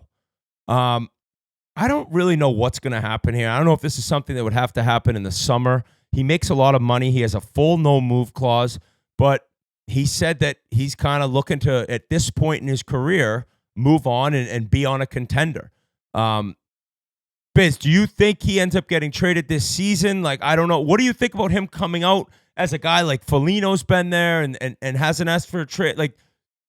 Do you put what's the word I'm looking for? Do you kind of disrespect that move at all? Or is it just that's the business where I want to be in a contender and I'm coming out with to the media to kind of announce that? I would assume that the Blackhawks are aware that he's not a long-term solution to have success with the Chicago Blackhawks. I view Seth Jones as a guy who signed that deal at the perfect time and was rewarded on past play to get that number. I basically compare it to the Darnell Nurse deal. It's just it's a lot of money for a guy who's going to provide what he will provide on a Stanley Cup winning team. Do I think that Seth Jones could be a 3 to number 4 on a Stanley Cup team? Sure. Yeah, I think that 4 is probably a nice slot for him. I also feel that he's playing a lot better this year than he did last year. I felt like last year he just really had a tough time. I feel like his puck skills look more improved. I feel like he's moving better. I don't know if that's injury related. So from my understanding is the Blackhawks ate one of their eating salary burns on the Rantanen thing. They were rewarded a 3rd rounder for that. You only get so many of those salary retentions. You get 3 of them. So I would assume that this would be a good package coming back, by burning one of those and then getting Seth Jones at half of what his value is. Because that's the most that a team can cut his. But it's 5 years of doing. It's 5 years of eating half. That's a lot. Yeah. Yes, but I think that him having better line matchups and him where the cap is going, I don't think that $5 million is a lot for what Seth Jones could provide. I don't. I mean, no, I'm not talking about the team who gets him. I'm talking about Chicago for 5 years having that on there. Now, with the cap going up, it's not as big of a deal. But it's still like, oh, I don't want to be eating half this deal. Well, that's why. Seasons. That's why you're looking probably at a heftier return. So you would have to provide like something back, like a good prospect in return, and obviously picks that are going to benefit him for carrying it that long. I don't think that if Chicago is really starting to perform well in like 3 to 4 years, that a $5 million eat or 4.5 or whatever the number is going to be the make or break on all this. I don't. Because I would imagine at that time, if winning is that important, they'd be getting a guy who's a team's eating half of his contract. Like that happens quite a bit, right? Like most of the time it's a team looking to win a Stanley Cup who's getting a guy at half of his value. Yes. So it's just going to happen back, and then you get it back. And by then, man, like, having a D-man like Seth Jones making $5 million is going to be like $3 million on the books in 4 or 5 years, maybe less. So it's just like, I would hope that he's able to move on, and then Chicago's able to get a little bit faster in their rebuild. I don't know what the Pashas of the world, the under the hood people would say, but like if he was on the second pair for the Oilers, I would absolutely love it. Like, I don't know if people are like, you're fucking crazy, he can't move like he used to, but I don't know. I just think of his size and moving the puck out of the zone to elite forwards. Like maybe I haven't seen him play enough. I also look at it with like Erik Karlsson, like how Erik Karlsson looked on the Swedish national team. He didn't look at a place. He looked at a place at the beginning of the year, maybe partly due to injury, but also when you're not playing with as good of players, it really takes the wind out of good player sails sometimes, where it's just like doesn't work. So I feel like him on a good team with competent players, I feel like not only are those analytics and all that other stuff going to improve, but he's going to be playing more at his value. So I agree with all that. And I think too, what you had mentioned him and Foligno kind of being the veteran guys there, but I think they're kind of in different spots in their career. Like Nick's a little older, and I kind of respect the move of him kind of letting them know and, wanting to be out. And, you realize how much you want to win, right? Like was he on that cup run in Nashville when they lost to Pittsburgh? Yeah. So I think they might have moved off from him at that time. That's a great question, dude. PK was there. PK Seth and Jones. Weber were there. No, he wasn't. Or no, he traded. Sorry, excuse me. It was PK. He wasn't. I think that was the year he was in Columbus. I think that was the first year he was in Columbus. You know what needs to happen to Seth Jones? The same thing that happened to Oliver Ekman-Larsson. Oliver Ekman-Larsson was making 8 and change in Phoenix, and he was kind of on an island. Then he goes up to Canada, so he's under the microscope. He's a big body who's a good skater, went to a new team with a new coach. He got to fit right in where he belongs. And I think all one of us could agree that Oliver Ekman-Larsson is at least a $4.5 million defenseman.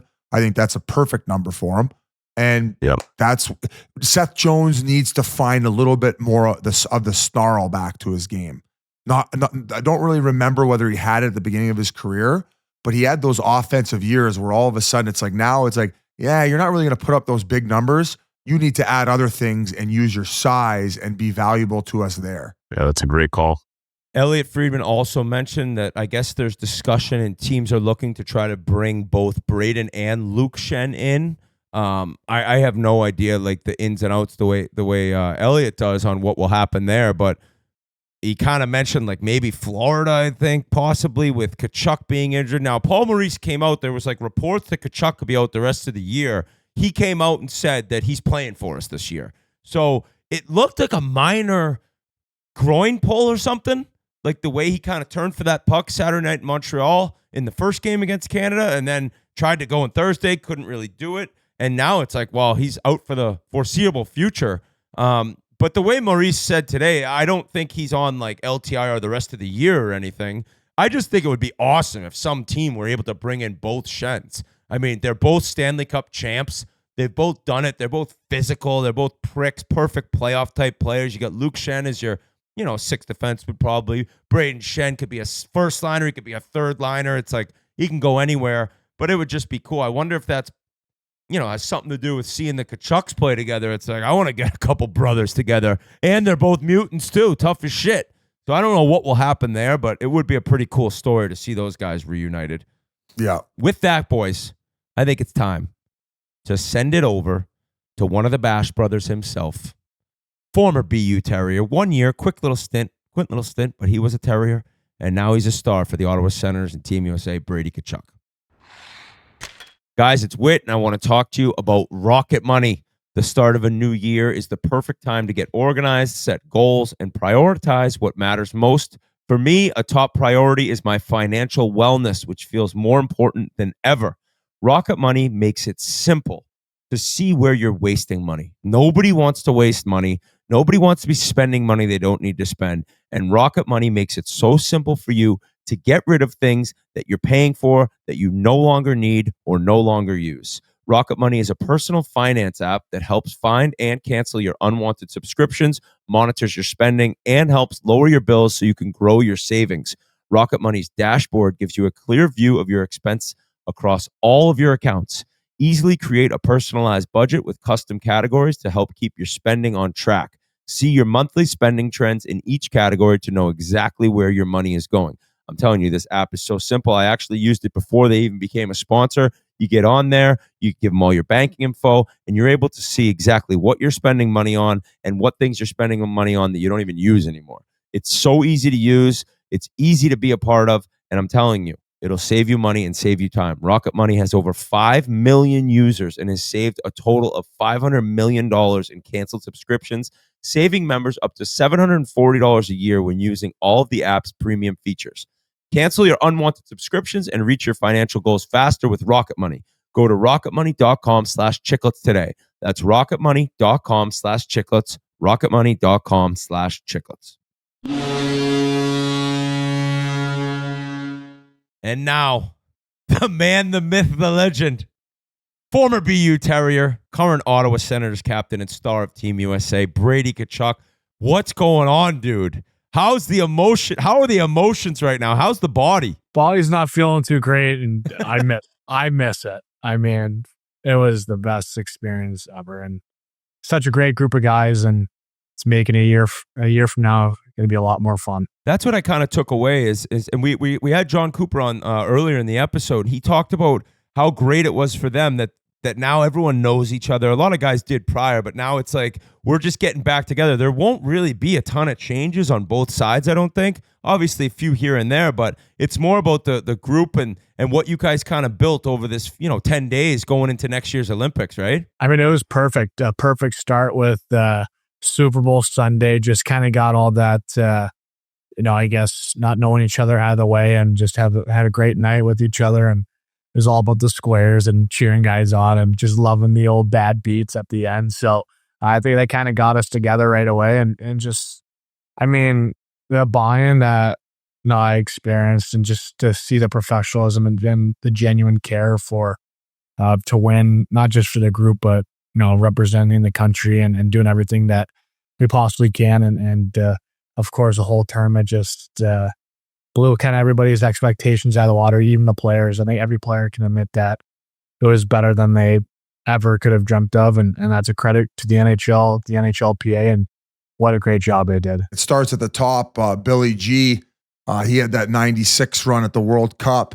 What was his message to you guys going into the tournament? Because I feel like you guys were very, very galvanized group, even just heading in. And I know we're going to get to all that chaos on the Saturday at the Bell Center, but what was the message going into the tournament? Well, he was just saying that, back to the 96, it's just a talent that we have as a group is, the best talent that I think has ever kind of come through USA Hockey. And that's saying something because there's been so many U.S. amazing born players and you're saying, collectively and you got, Austin Matthews, Hellebuck, Eichel, Matthew, all in the same room on the same team. Like, that's a pretty awesome team. And just all he said was just go out there and enjoy it, enjoy the experience, go out there. And he knew kind of how we were built. He built a team that we're going to do whatever it takes to win. And I mean, I can go through everybody in that locker room. Everybody is so much fun to be around, and coaches, staff. It was just such a great group. And did you guys? I mean, because obviously going in, like no one knew what this tournament was. It's a kind of a made up tournament. Obviously when you're putting on that red, white, and blue, it means a little bit more. But did you guys know? Was there like the first practice? You were like, okay, this is going to be the real deal. We're going to be finishing checks and playing like you do, like for 82 games a year. Well, it was funny because after our first meeting, Sully put up our lines on the board, and it was me, Miller, and Boldy. And this is after a fun day, the day before at the boys, and we looked at each other and we're like, well, we know what kind of line we're going to be the next week and a half. So as the north-south meat potatoes, we're hitting everything. So we were kind of joking around, and then when I got to Finland, we're like, well, here we go. We're gonna be the kind of the tone setters. So I think we got out there a couple shifts, and me and Mills do the whole week. We're talking about like we might have 3 F1s at our first shift. We're just gonna all try to run that defensive, and then it ended up happening. Me and Millsy, I saw him, he was in front of me. I'm like, I had pulled away from this one too. So we both just hit the save guy, and it was hilarious. And you and Matthew finally get the chance to play together. That was like such a cool storyline coming in, being an American fan, and all of a sudden you get put on the same line. Like you saw that line with Boldy and Miller. You're just excited to be there. But when Sullivan, or how did he tell you, and when he told you, what were your emotions that like we're going to be together on the same unit? It was like, I think it was a little bit before halfway in the second.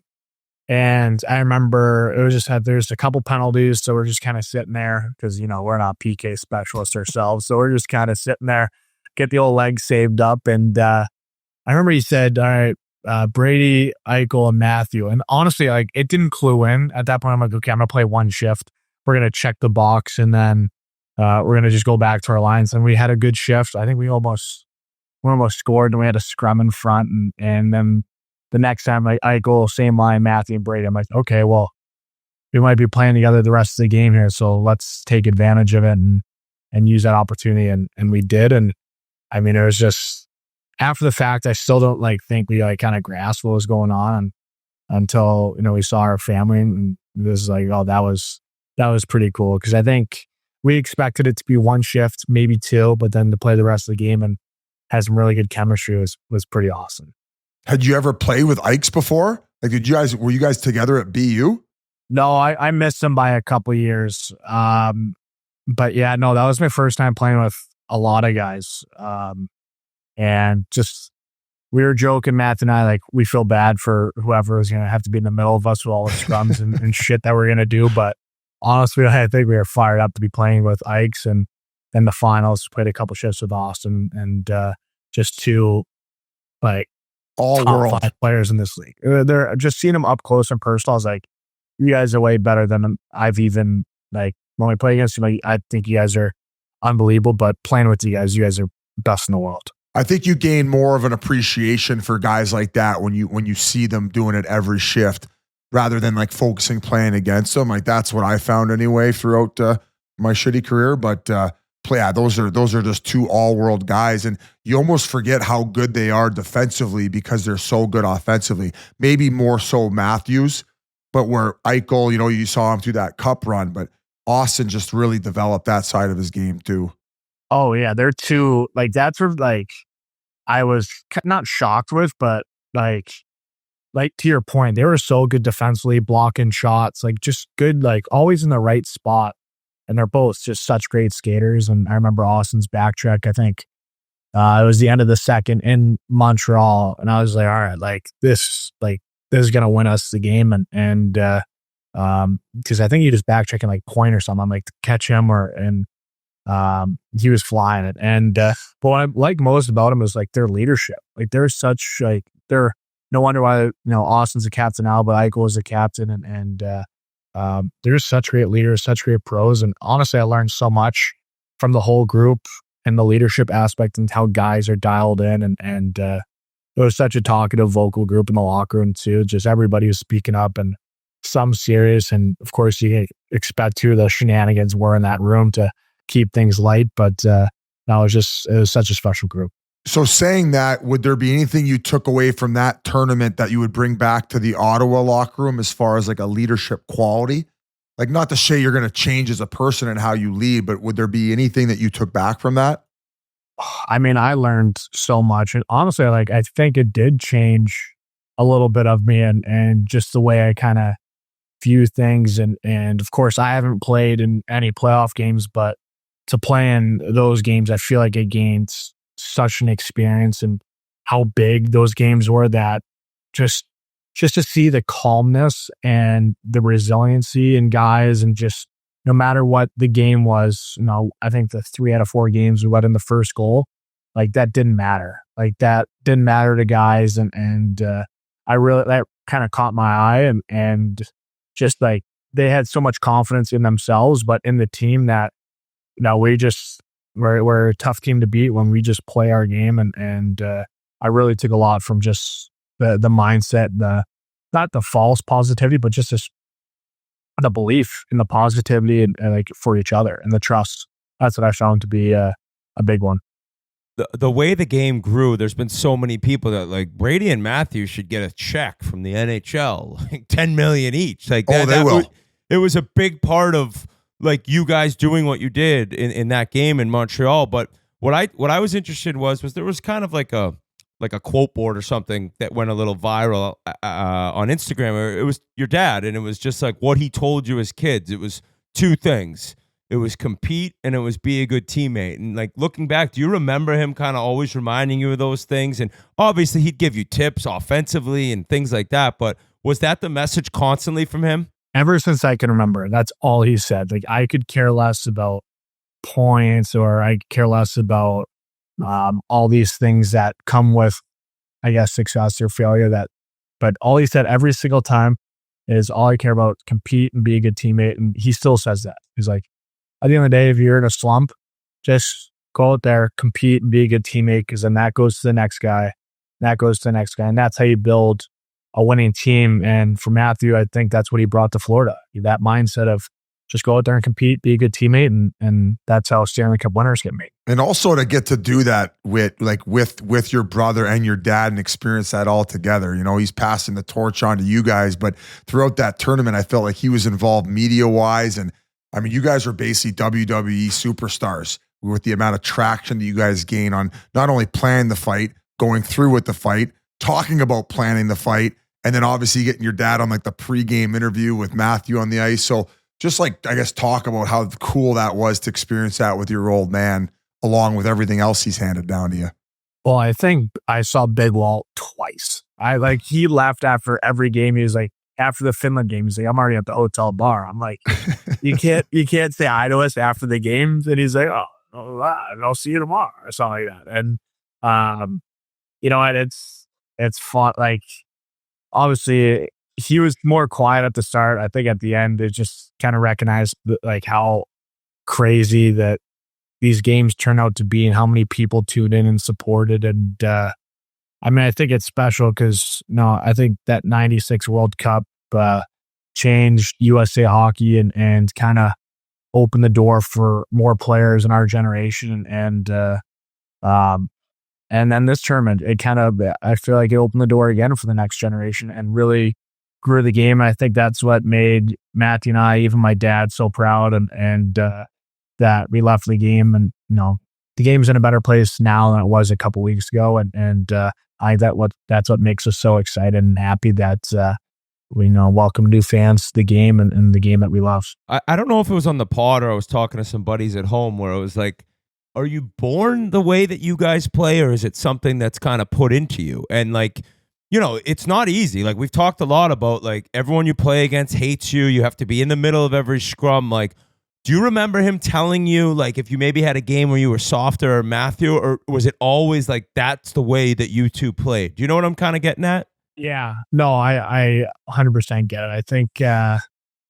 I think there's been times like growing up where we're just kind of going out there, and even like, I think it was this year, the way I play it, he's like, hey, don't forget, you're not a skilled player. You're a power forward, because I think I was like just trying to make moves and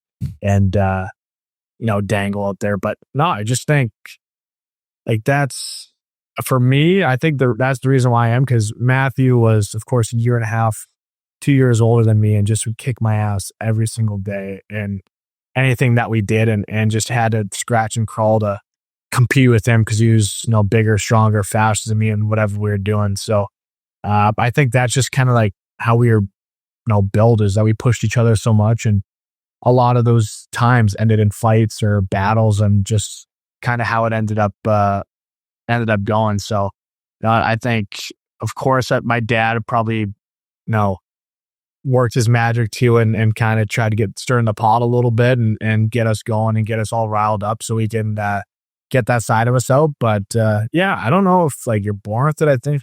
I know I was heavily influenced by Matthew and just how hard he was on me, but I'm very happy you did that. Was your mom, like Chantel, like when she's at the house, because obviously your dad's gone playing, like is she refereeing in the basement, or is she just like let these two goons figure it out down there, and when they come up they'll have a hot meal on the table? Oh yeah, I think she was like, you know what, I'm just gonna maybe turn a blind eye and just make them a nice little dinner and just be there right in the middle if anything needs to happen to break it up. So you know what, now thinking about it, because you're right, my mom was at the start, my dad wasn't around. I think she's the glue guy. Yeah, she's the glue guy. She kept things together for sure, but I think she just turned a blind eye when we were playing menu sticks and just dealt with the repercussions when we came up just losing our shit.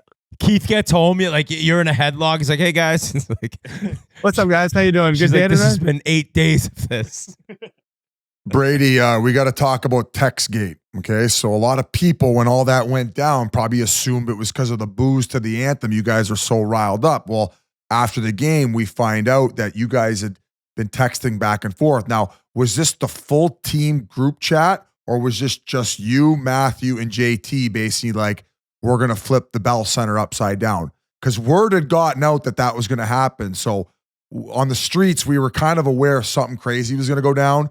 Not exactly what ended up taking place. So walk us through the text, how it all went down in your eyes, and the rest. Well, Matthew and I were talking, like, if we have this opportunity, like how sick would it be to like do something like this? Was months ago. Like if we're both on the same team, like in Montreal, like how sick would that be? So that kind of just like we were joking around about it. And then the start of the tournament, obviously we got to know Millsy, and he was awesome guy, and we just kind of joke around like, oh, we got to do something nuts. And just, we had like Montreal, we're the villains. And then we go down for a nap. And I just remember I was about to fall asleep. Matthew was about to fall asleep. And all of a sudden our phones pop up, and Millsy texts like, is this like, are we serious about starting tonight? Because that's what we were joking about. Like all three of us starting, we're going right away. And he's like, are we serious? And then I think Bats and I FaceTimed, like, all right, we gotta keep this going. And we're just talking about it. And then get to the game. I still think like, all right, maybe it's not going to happen. We've been joking around about it, and then find out legit 4-minute mark going onto the ice for like the anthem, that who they're starting. And then Matthew's like, all right, I got my guy. And then he pulled me aside, like, after you're going to the bench, grab Benny. And then Millsy's got Parayko, because I guess he asked him in warm up. So I'm not gonna lie to you, I was so nervous because I was nervous for Matthew's fight, because I'm like, okay, center ice, I can't have you getting your ass kicked. Like you were trying to get in. It was unbelievable. You were going nuts. I know. I was trying to like give him like advice, like, okay, go over, go under. But all I could say is like, yeah, like fucking right, yeah. Like I was so nervous before. Then like that happened. I was like, I might not be able to wait to the whistle. Like I just have to like go right now because I'm so fired up. And then went to the bench, asked Benny, and it was pretty funny. Benny was like, yeah, we like looked back at Coop. He's like, I'm going, and Coop's like, just nodded his head. I'm like, all right, here we go. Here we go. So, and you and Benny, like I remember you being down here during the playoff run last year. Like I'm sure you guys are buddies, and like it's like to go out and do that is it's amazing Canada. what you guys Not did. on the ice, Brady? Yeah, it's all business. It's business. Fucking rights. But I met him in Calgary and Florida, and it's pretty funny that Matthew is just now back with him in Florida. So I was like, hey, has he said anything about it? Like, he's like, no, we just been chilling. I'm like, all right, sweet. So you skated over to Canada's bench and you were like, hey, Benny, let's go. And he just... Yeah, I was like, Benny, like, let's go. We're up next. We're up next in the card. It's unreal. That's unreal. JT was so fired up, he gave himself an uppercut. I don't know if you saw that video. He punched himself in the head. That clip was shown. A nice little bucket popper. And then the coolest part is, one sec, the coolest thing was getting the mic'd up moment from the penalty box. I'm guessing when you saw it, you probably don't even like remember it, right? With the adrenaline and the high fives, Matthews banging the glass, but it was so classic. Like Matthews, like, how was mine? How was mine? Like looking back, he just wanted his brother's approval about his tilt, huh? It's like we were little kids. It's just like, oh, how was that? That was so cool. Like, and it just, what I thought was crazy is like that mic'd up, like not a word was said. Like I didn't say a word. I'm like, did I turn mute for like a hot sec? Like, or like, I just couldn't believe. And then we get in the box. Well, I think a highlight was the dab up. I would have said So that good. every couple days to Matthew. We've been sending it back and forth. Like this is the highlight of the tournament was the dab up. Oh, Him that's hitting such the an glass. iconic The glass moment. was like, Yeah. It was so sweet. Yeah, an iconic moment in American hockey history. I asked Coop kind of the same thing. Who did you leave there being the most impressed by, where you were like, wow, I knew he was good, but holy shit. Like, I feel like some of your D-man had like all world tournaments. Like Slavin was incredible. McAvoy, how physical he was on McDavid. I don't know who you thought was like just exceeded your expectations. I mean, that can fit so many guys, but I think the first guy, like Slavin, he was, I mean, I've always like played against him. Like this guy knocks down every puck, like such a good stick and just hard, he's fast, he's big. But then like playing with him, like he's like such an underrated defenseman that like just good teammate, good guy, and just an unbelievable player. And I think I came out of that like, this guy is a really top tier defender and just never fun to play against. Take me through the team and the madness leading into the final game. The news breaks. Quinn Hughes is coming. Oh, I don't know if he can come. Like, because we're following along on Twitter with the insiders, and I was like celebrating, and then it's like, oh, he can't play unless somebody else is injured. So were you guys kind of as like in the dark as everyone else was? Well, I actually FaceTime Quinn, kind of like when he was figuring it out, when people are like, Quinn might come, Quinn might not come. And I think he was all about coming. But I just don't think he got cleared by Vancouver to play. So a little shady business to begin with. We all know who they were cheering for. So exactly, Brady. Yeah, but you know what? I think that just opens the gate for the excitement that this whole tournament was special. And now we're one shot away and still didn't have one of the best defensemen in the NHL, if not the best, with Quinn. And so, yeah, it creates a lot of excitement for next year.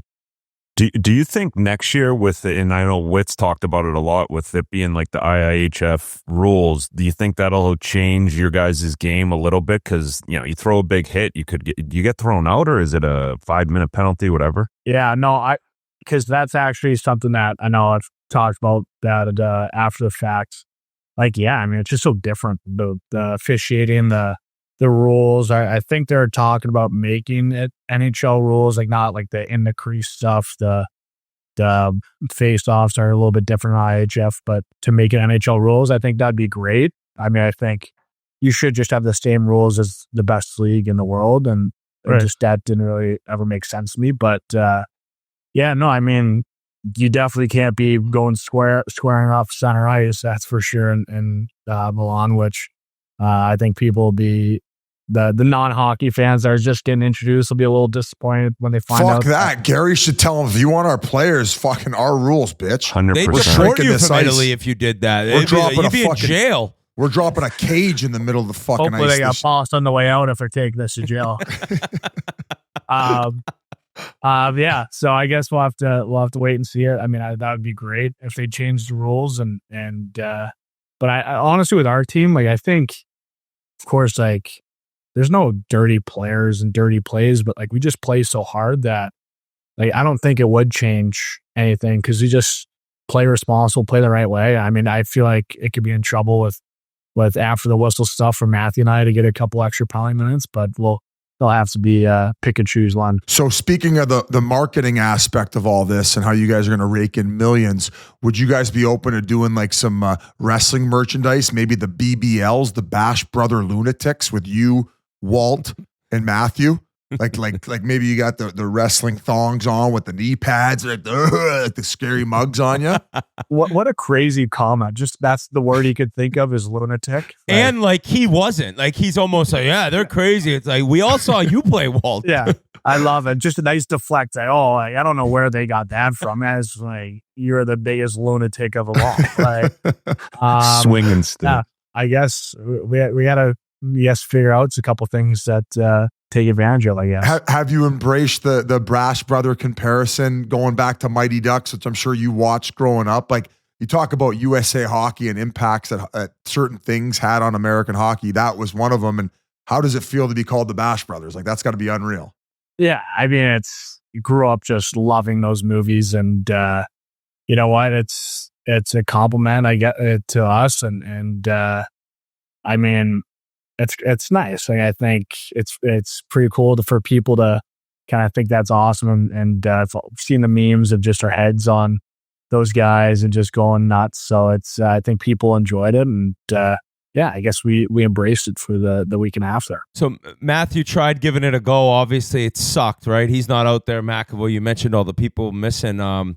Just like too painful for him, huh? He had the first period and just he had nothing in the tank. Yeah, I mean, you guys know, like he battles, like his sternum. He battles through anything, but I think he realized that, like there's so many great players there. He's like, I'm just doing the team a disservice if I'm at 40, 50%. I don't even think it was that, because he was really hurting and still hurting. So I just hope he's not out like too long and he can get back for playoffs, but I guess we'll see. But yeah, no, I know he battles, but I knew his mindset is like, it's different because these guys are the best players in our country, best players in the world that, he trusted everybody to get the job done for him. So, but yeah, no, I know he was as disappointed as anybody that he couldn't, finish it off. And what sucks is it happened off two of my bad passes towards him. So I'm like, hey, sorry, buddy, I didn't put on your tape twice. Dad told me I'm not a skill guy. I know. Why'd you call for it? I just got to shoot, get to the net. Like, yeah, especially near the blue paint. No doubt. I was going to segue over to Sens Nation. They're fucking nuts. They were going crazy on us earlier in the season because one of these donkeys started a rumor that you were going to get dealt. None of us. None of us. I think it was our producer, Mikey Grinelli, so fuck him. You guys are rolling right now. You guys look good. A lot of guys healthy. You talked about that preparation from the Four Nations leading in for playoff hockey.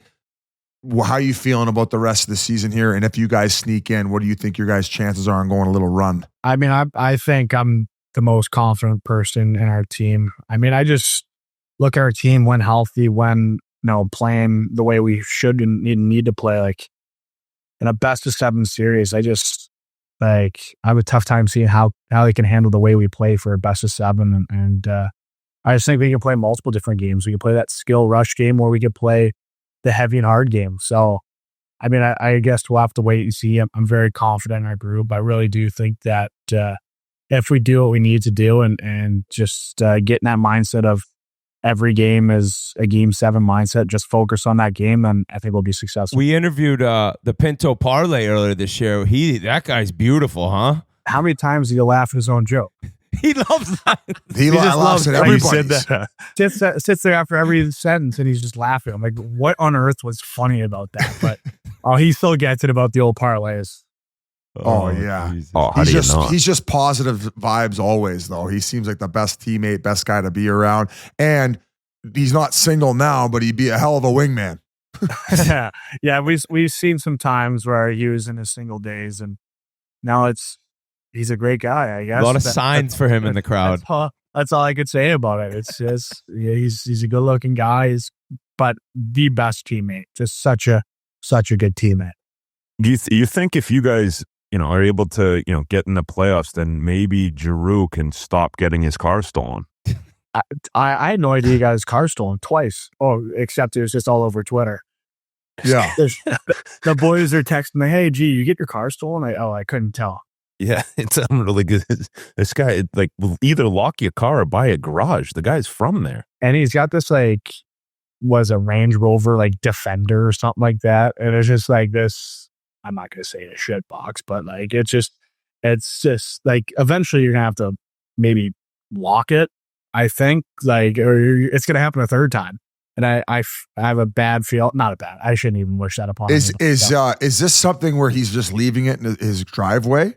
Oh yeah, I've like been. I think ran after his second car got stolen. I was a chauffeur and just got the cars in the driveway and keys on the hood. Yeah, I'm just like, okay, like you got a garage right there. Like, what's in the garage? And I just say, oh, like there's got to be nothing in the garage. Hey, buddy, in camp this year. September 16th, your birthday, you got the greatest present imaginable. You guys welcomed a son, right? Your wife and named him Ryder. Great name. How crazy is that? You guys share a birthday, and how's fatherhood been? Fatherhood's been awesome. We had he's just getting so big, and like just even like being gone for a little bit and coming back, it's so much fun. And you guys know it's like there's no kind of worries. It's kind of gain an appreciation of what really matters most, and that's family, and that's just being a good dad, being a good husband, and all the other shit during a game, the positive, negatives, it's all temporary, and what matters most is family. But he's just getting so big, so much fun. It's realize who the real troopers are, and the wives do a great job, and now I just get to come home, be the fun, happy dad, and get to see this kid just grow up to hopefully be a mutant. You're putting him to bed. He's putting him to bed, Keith. He's like, compete, be a good teammate. Compete. Oh, his wife's like, what the fuck? Hey, he suckers. It's his lullaby. Just hey, compete, be a good his onesie over his head. Yeah. Walt's gonna come out with a children's book. After. He's gonna have a best-selling children's book. He's still not gonna be in the Hall of Fame. So Brady, since Keith has joined the show, we've now kind of switched things over to sandbaggers are 3-on-3 scrambles. And you and Walt and Matthew versus us three. Can we count on you guys? Maybe. I know we tried talking about it a couple summers ago, but I see this matchup as just an all-timer. Yeah, no, we're definitely going to have to get this going because it would be a special time. You don't think I'm going to be dropping the mitts off the first tee, you fucks? Right in front of their clubhouse, setting the tone. You'll get shanked by one of the Tkachuks mid-fight. Just hit you at the driver. Brady's the number one golf guy, like has a saying for every single shot. It's unbelievable. If it's like leaking a little bit, it'd be like, oh, look at that Joe Leaky. Like just it's nonstop with this guy. Yeah, a little tuggy weight. Yeah, it's nonstop. It's so fun. And there's a lot of tuggies in my game. A lot of tugs. Are you a lefty like hockey? Yeah, lefty, and it's a struggle. If we're scrambling, we're not taking many of my balls. We're definitely not taking big walls. Well, then you better bring the sayings. No. We just need you for content purposes. We got to make some putts then. Yeah. Buddy, this has been awesome. We appreciate it so much. And it'd be awesome to see you in the playoffs, man. I think the whole hockey world would love to see that. And the city of Ottawa would be excited. You got a new coach, and we're wishing you the best of luck. We really appreciate you coming on, dude. Yeah, thank you. I'm definitely addicted to the feeling of those big games. So, no doubt. You were born for them. Oh, yeah. So we'll have to get us there. And I appreciate the support, guys. That was fun watching you guys' reactions and how much you cared about that tournament. It means a lot to have that support. And Biz, you won this one, and we'll see about next year. Brady, I think we all won this one. The game of hockey is in a great place. Thank you to what you boys did. And even though we won, man, you guys elevating it and getting the numbers up is what's truly important. And you guys are doing a hell of a job. You guys will make playoffs. I think I'm on the Sens Nation train right now. Yeah. I love that. I would love to see that. You guys will be my 5th team. And if you meet the Leafs in the first round, we're not buddies anymore. Yeah, no, I understand. I've seen the old Bonnie Blue stuff. I thought we got to a podcast without saying. She lied to me about being pregnant. She's not pregnant, Biz. I know she lied to me about being pregnant. Oh, yeah. She's toying with my emotions. She wants more commitment. Thanks, guys. Good luck. Thank you. Love it. See you, brother. See you guys. Thank you so much to Brady Tkachuk. Good luck to the Ottawa Senators and himself down the stretch run. Quick hits, boys, presented by Dove Men's Plus Care. Finally, there's a scrub designed for men's needs. Add the new Dove Men's Plus Care body and face scrubs to your shower routines. You use in the shower, bath, or at your sink. Apply to wet skin, rinse clean, and follow with your favorite Dove Men Plus Care body wash or cleansing bar. If you want to try Dove Men Plus Care, find it at Walmart today. And just know, if your house does not have Dove, Keith Yandel will not be staying. He's out. You got to have Dove for him to make an appearance in your crib. So Dove Men Plus Care at Walmart right now. Boys, very exciting news for our Canadian listeners. I am beyond fired up for Thursday night. That will be, what is that? The 27th? 27th, yeah. 27th, Thursday night, February 27th. That's this Thursday. Amazon Hockey, boys. Myself, Biz Nasty, and Keith. Coast to coast, baby. We'll be with Andy Petrillo on Coast to Coast Amazon Hockey. I can't wait for this. You guys had done it together with Andy earlier the year. You brought me into the mix. Thank you to both of you. I can't wait. I talked to Doug today. I believe he's the head producer of the show. Yeah. And I think it's going to be great. So everyone, I believe we go on air right at 7. We'll be getting off, he told me, right around midnight, so 5 hours. He made a great, he kind of described it to me perfect. It's like Red Zone combined with a Manning cast a little bit. And I know you two have done it, but anyone in Canada, please tune in to Amazon Thursday night. You'll be able to watch us three. I think 5 Canadian teams are playing that night as well. So what was your experience? So Andy's unreal. Great host, great bus driver. So she really kept us on the rails. Sometimes we do go off the rails, which is fun. I felt like the first half of it is very high energy because you're jumping over to more games that are being played on the East and there's just a lot going on. And then more in the back half, you get a little bit more long-winded answers. You're snapping around more storytelling. So it was a perfect blend of like, come on in hot, hockey, snapping it all over, red zone style, to then more it switches to the Manning cast on like the back half. And I think we only had one real late game. It's more fun when you still have like at least a few going late night in the mix, just so you're not having to be so long-winded. And if you got not enough stories, it kind of just doesn't suck up the broadcast. So, Jans, how did you like it? I think it's great. I think we need to get it to the U.S. too. We got to, if we were able to do that, or I think it would be amazing. But it's just high energy. A lot of it too, Whit, is like you kind of let the game do the talking, where you take a step back and you're not really saying too much. So you're enjoying a lot of the game, and then gets quick hit thrown to you, and you kind of go off something. Then Biz will do something crazy, but it's a blast, and it's like you said, 5 hours or whatever of nonstop. Like you don't even have time to go to the bathroom. You are in that chair and I shit my pants watching hockey. Yeah. Well, we got Thursday night. We got 12 games. I look at some of the big matchups. Blue Jackets, Red Wings. I know neither team's Canadian, but that's a huge game for the wild card in the East. Flames, Lightning should be very good. We got Blues, Capitals, Oilers, Panthers in a rematch of last year's Cup final. We got Blackhawks, Golden Knights. Golden Knights are going to work them that game. Jets, Predators. So plenty of action that night. I'm very excited. Back to Secaucus, boys. For years, I did this pod from that residence inn in Secaucus after having a nice lobster over at Red Lobster. No, I really didn't get a lobster at Red Lobster. But I can't wait. So everyone in Canada, please tune in Thursday night if you have Amazon. Coast to Coast with Andy Petrillo, us three goons. Speaking of Amazon, Seth Jarvis was announced as the second guy who will be on season 2 of Amazon Face Off covering the NHL season. I think Brady Tkachuk was the first one. Correct me if I'm wrong, G. Yep. Perfect guy to pick. I mean, Coop mentioned type of guy he is. We've interviewed him before. Very entertaining. So I saw a little clip of maybe like what they covered him. He's on a jet ski. Of course he's a jet ski guy.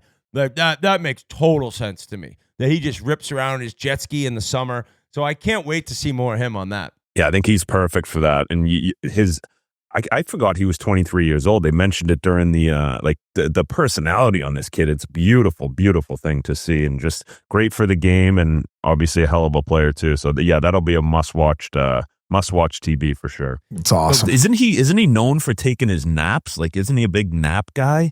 I mean, he looks like he takes a lot of naps. Looks like he's the type of guy who could fall asleep anywhere. Yeah, I thought that was his big... like a loud mall, just on the bench in the mall, out. You're a guy who could fall asleep anywhere. Me? Yeah. I mean, yeah, I guess that's when I finally get settled down. You can shudder with the best of them. Well, I sleep on planes. Yeah, car rides. Car rides. How about my flight yesterday? I sit down. I got the overnight flight. Order a glass of scotch. Double on the rocks. Go to take a first sip. Spill it all over me. I stink like booze the entire flight. I was so mad at myself. How did you just fumble fucked it that bad on the way to your mouth? It was such a bad. Yeah, I don't know. I like grabbed the top of it and it just slipped. It was not a good look for you, boy. Scotch. Wait, I want to know about. I want to know more about Pasha fucking you on the meme coins. Yeah, I mean, this guy, he's something else, let me tell you. We get to Montreal, and he's like this meme coin junkie. It's all he's been talking about. Ask Dave when he's dropping a coin. Ask Portnoy when he's dropping a coin. Dude, shut up. Enough. But finally, I'm like, all right, you're telling me I can make 1,000x my money. Like, what a ridiculous statement. Anyone ever tells you can make 1,000x on your money? Just Grant run. Cardone. Just run. Run for the hills. Leave your phone. Don't ever talk to the person again. So he sets me up with this phantom wallet. I have no clue what I'm doing. I bought Ethereum. I remember, it was like January or February of 2018 because Ryder was like a newborn. He was born November 28th, 2017. My brother Colin came over, who's like kind of been into Bitcoin for a while. Like he was on the Bitcoin train then. And he was like, hey, you should buy some of this Bitcoin. I'm like, I don't know. I was like, all right, fine. At the time, I remember a Bitcoin was like, I want to say it was like $12,000 or like $13,000. And when I went to, I think I had say 10 grand or 11 grand. I was like, all right, I'll put this in. And I couldn't get one full Bitcoin. So whatever the price was, I was like $1,000 or $1,500 left being able to buy one Bitcoin. He's like, no, you don't need to buy a full one. Like you could, like having 0.8 of a Bitcoin is fine. I was like, no, I need one. Like I don't want like a piece of it. I want one. So he's like, all right, fine. Like, you're not listening to me. He's like, I'm telling you, you're making a mistake, but buy Ethereum. I'm like, all right. Dude, at one point, it was like 47 grand, I think. And then it was down to so your 10 grand or whatever it was had now reached 47 grand. At one point, it was like right around there, like high up, maybe 42, but it was in the 40s, I remember. And then currently, it was like 33,000 or right around there. I'm very close. I'm not exact on these numbers. Okay. And I'm like, Pasha's like, yeah, phantom wallet, crypto, meme coins, blah. I was like, all right, dude, just show me what to do. And I moved over whatever, the 33 grand into the phantom wallet. And then, okay, I'm ready to go. He's like, you got to be ready to fire. And I'm pulling into the Canton Sportsplex, and my phone rings. Hey, he dropped his coin. He dropped it. Let's go. So I'm like, I run in. I get rider skates on. I'm like, I'll be right out there. And I'm FaceTiming with this asshole, and I have my screen share on. So we're FaceTiming, but he's looking at my screen. He's telling me what to do. Press this button, buy this, sell this, transfer this. Okay. Boom. I get this greed. It's a greed coin. Like, so mad at him. I could scream right now. But I got my greed coin. I get on the ice. Like, they've already started the line skate. I'm like, sorry, boys, I had to use the bathroom. Oh, meanwhile, I was trading meme coins from some asshole named Pasha who taught me how to do it. The king. Buddy, I get off the ice. I pull up my phantom wallet. I got $800. I lost $32,000. $32,200. Buddy, it's a 50-minute practice. I was 6 minutes late. Oh, that's an expensive practice. I texted Pasha. I said, I don't even know if I have to. I said, you can go fuck yourself, buddy. He's like, I lost money too. What's he doing? What's Dave doing? It's crashing. I'm reading all these texts.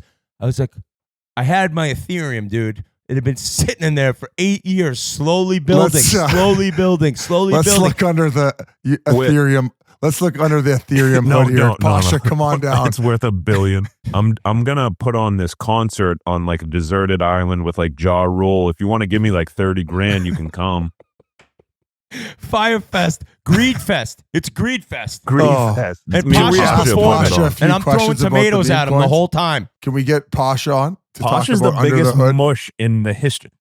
All Bring time. him on. Pasha got me thrown out of the Staples Center. First of all, I want to clarify one thing. I'm not a meme coin junkie. Like, this is the first meme coin I've ever invested in. How many times Now have we he's talking saying about it. meme coins? Oh, I thought I was Because getting a TED. with you, and I because thought there I was getting a speculation TED talk. Dave would launch a coin.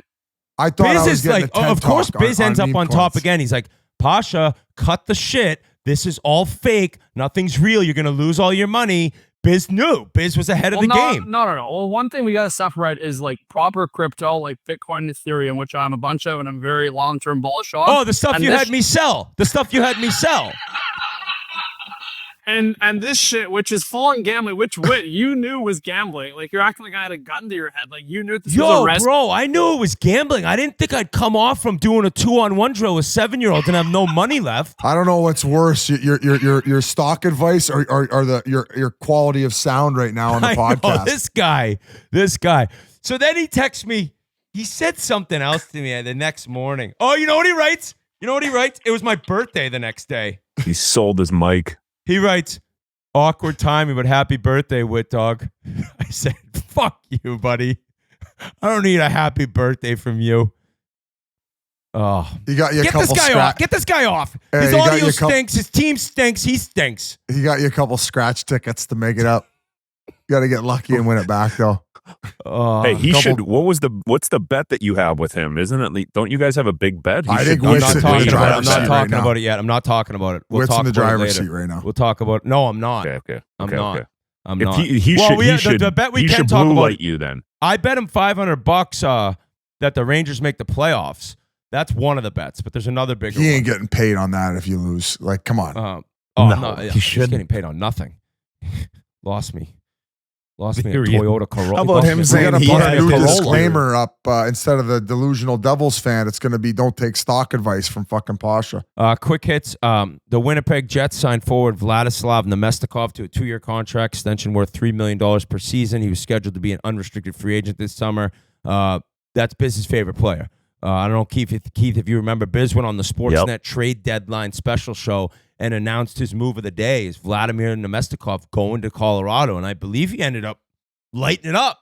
You won on that one, too. So that's a quick hit. I have nothing else on that. Biz, do you? No, does Pasha Bankman-Fried have any saying on that?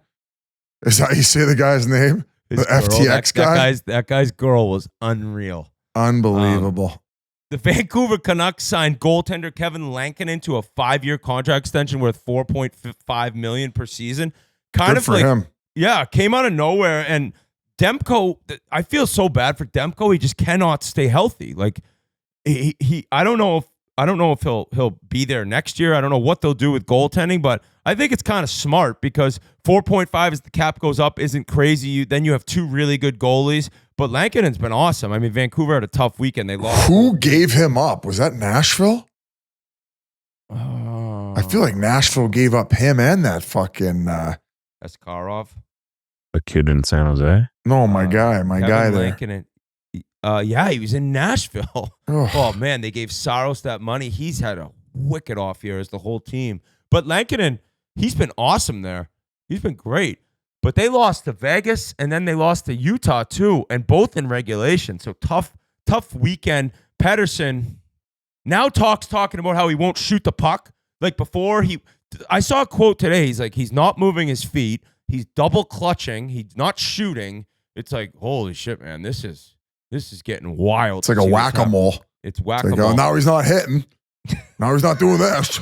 It's like, oh, fuck. Here's 11 and a half. Gary Bettman. He reduced Ryan Hartman's suspension from 10 to 8 games. Saves a little dough for him. That's nice. Although that I'm surprised he got 2 games less. I also don't get, like, the suspension goes down. Paros announces it 10 games. He goes to Bettman. If he doesn't reduce it, then it goes to an independent arbitrator. Like, why wouldn't Bettman just every time back George? That's a really good question. I'm trying to think. Is it? Yeah, because it would make sense for him to back Just George. send it to the independent arbitrator and back your guy. Yeah. Yeah, I've never thought about that. That's a good I don't know question. why this one was, especially with like the repeat offender type thing. And the fact that he he'd done something greasy games. off the draw. Off the draw, assassin, that guy. Zegras, he's been suspended 3 games for interference against Rasmussen. This was a vicious hit. He moved the puck and caught him a little late and then directly in the head. I saw Jeff Marek post that it was similar to when Cogliano got Kempe and it broke his Iron Man streak that I think kind of messed up his friendship with George Parros as well. So he got one more game than Cogliano got for that. Did you see that hit, Keith? No, I didn't see it, but Cogs only got 1 game for that, right? Oh, Jeff Rhodey got 2. Oh, maybe it was. I don't know. I he got know, screwed there. I don't know for sure. I know. Kind of opened the door for you, which is crazy. We can end it with this, boys. Amazing moment in Columbus as the entire arena, heartbreaking moment, Jesus Christ. But the entire arena saying happy birthday to Johnny Hockey's son.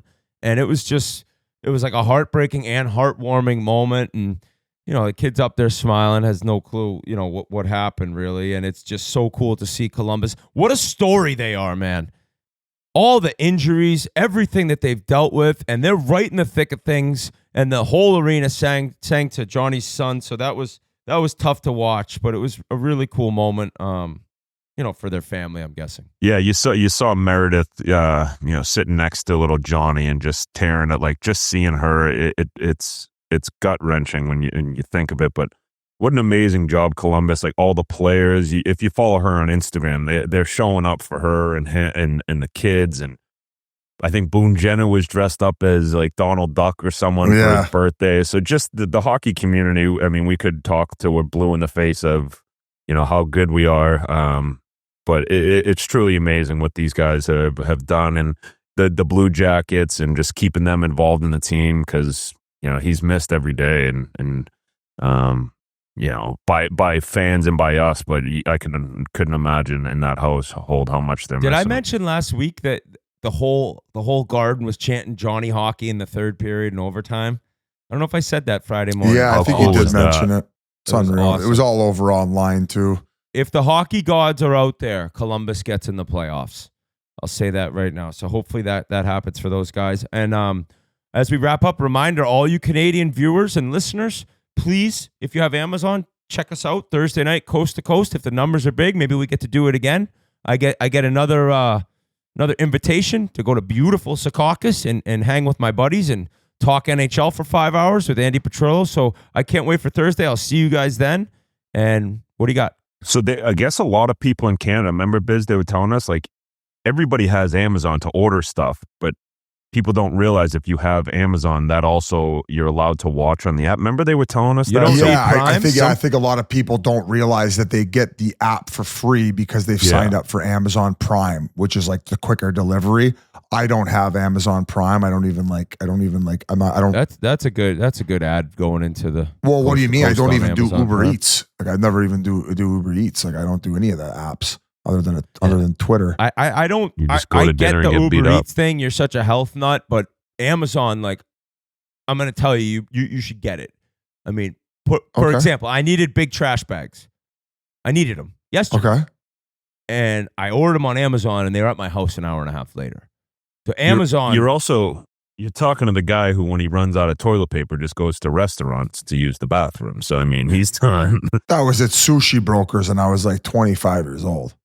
Things have changed big time. Things have changed a little bit. Changed. The man's about to turn 40. I also forgot to mention at the start of the pod that I did Games with Names podcast with Julian Edelman.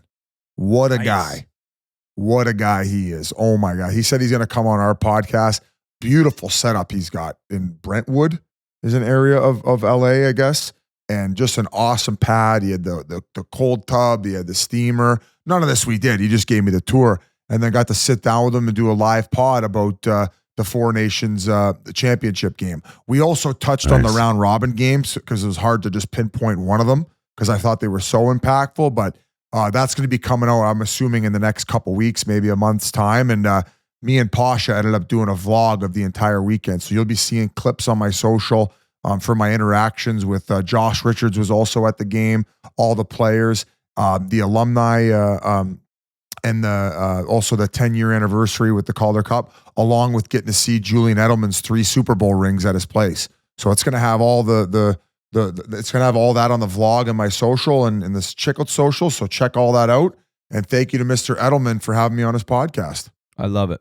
And I love all you guys listening and watching on YouTube, all you guys and girls. Thank you so much. We will be back to you next Tuesday morning. Spittin' Chiclets episode 548 coming up. Crazy. Love you all. Have a great week.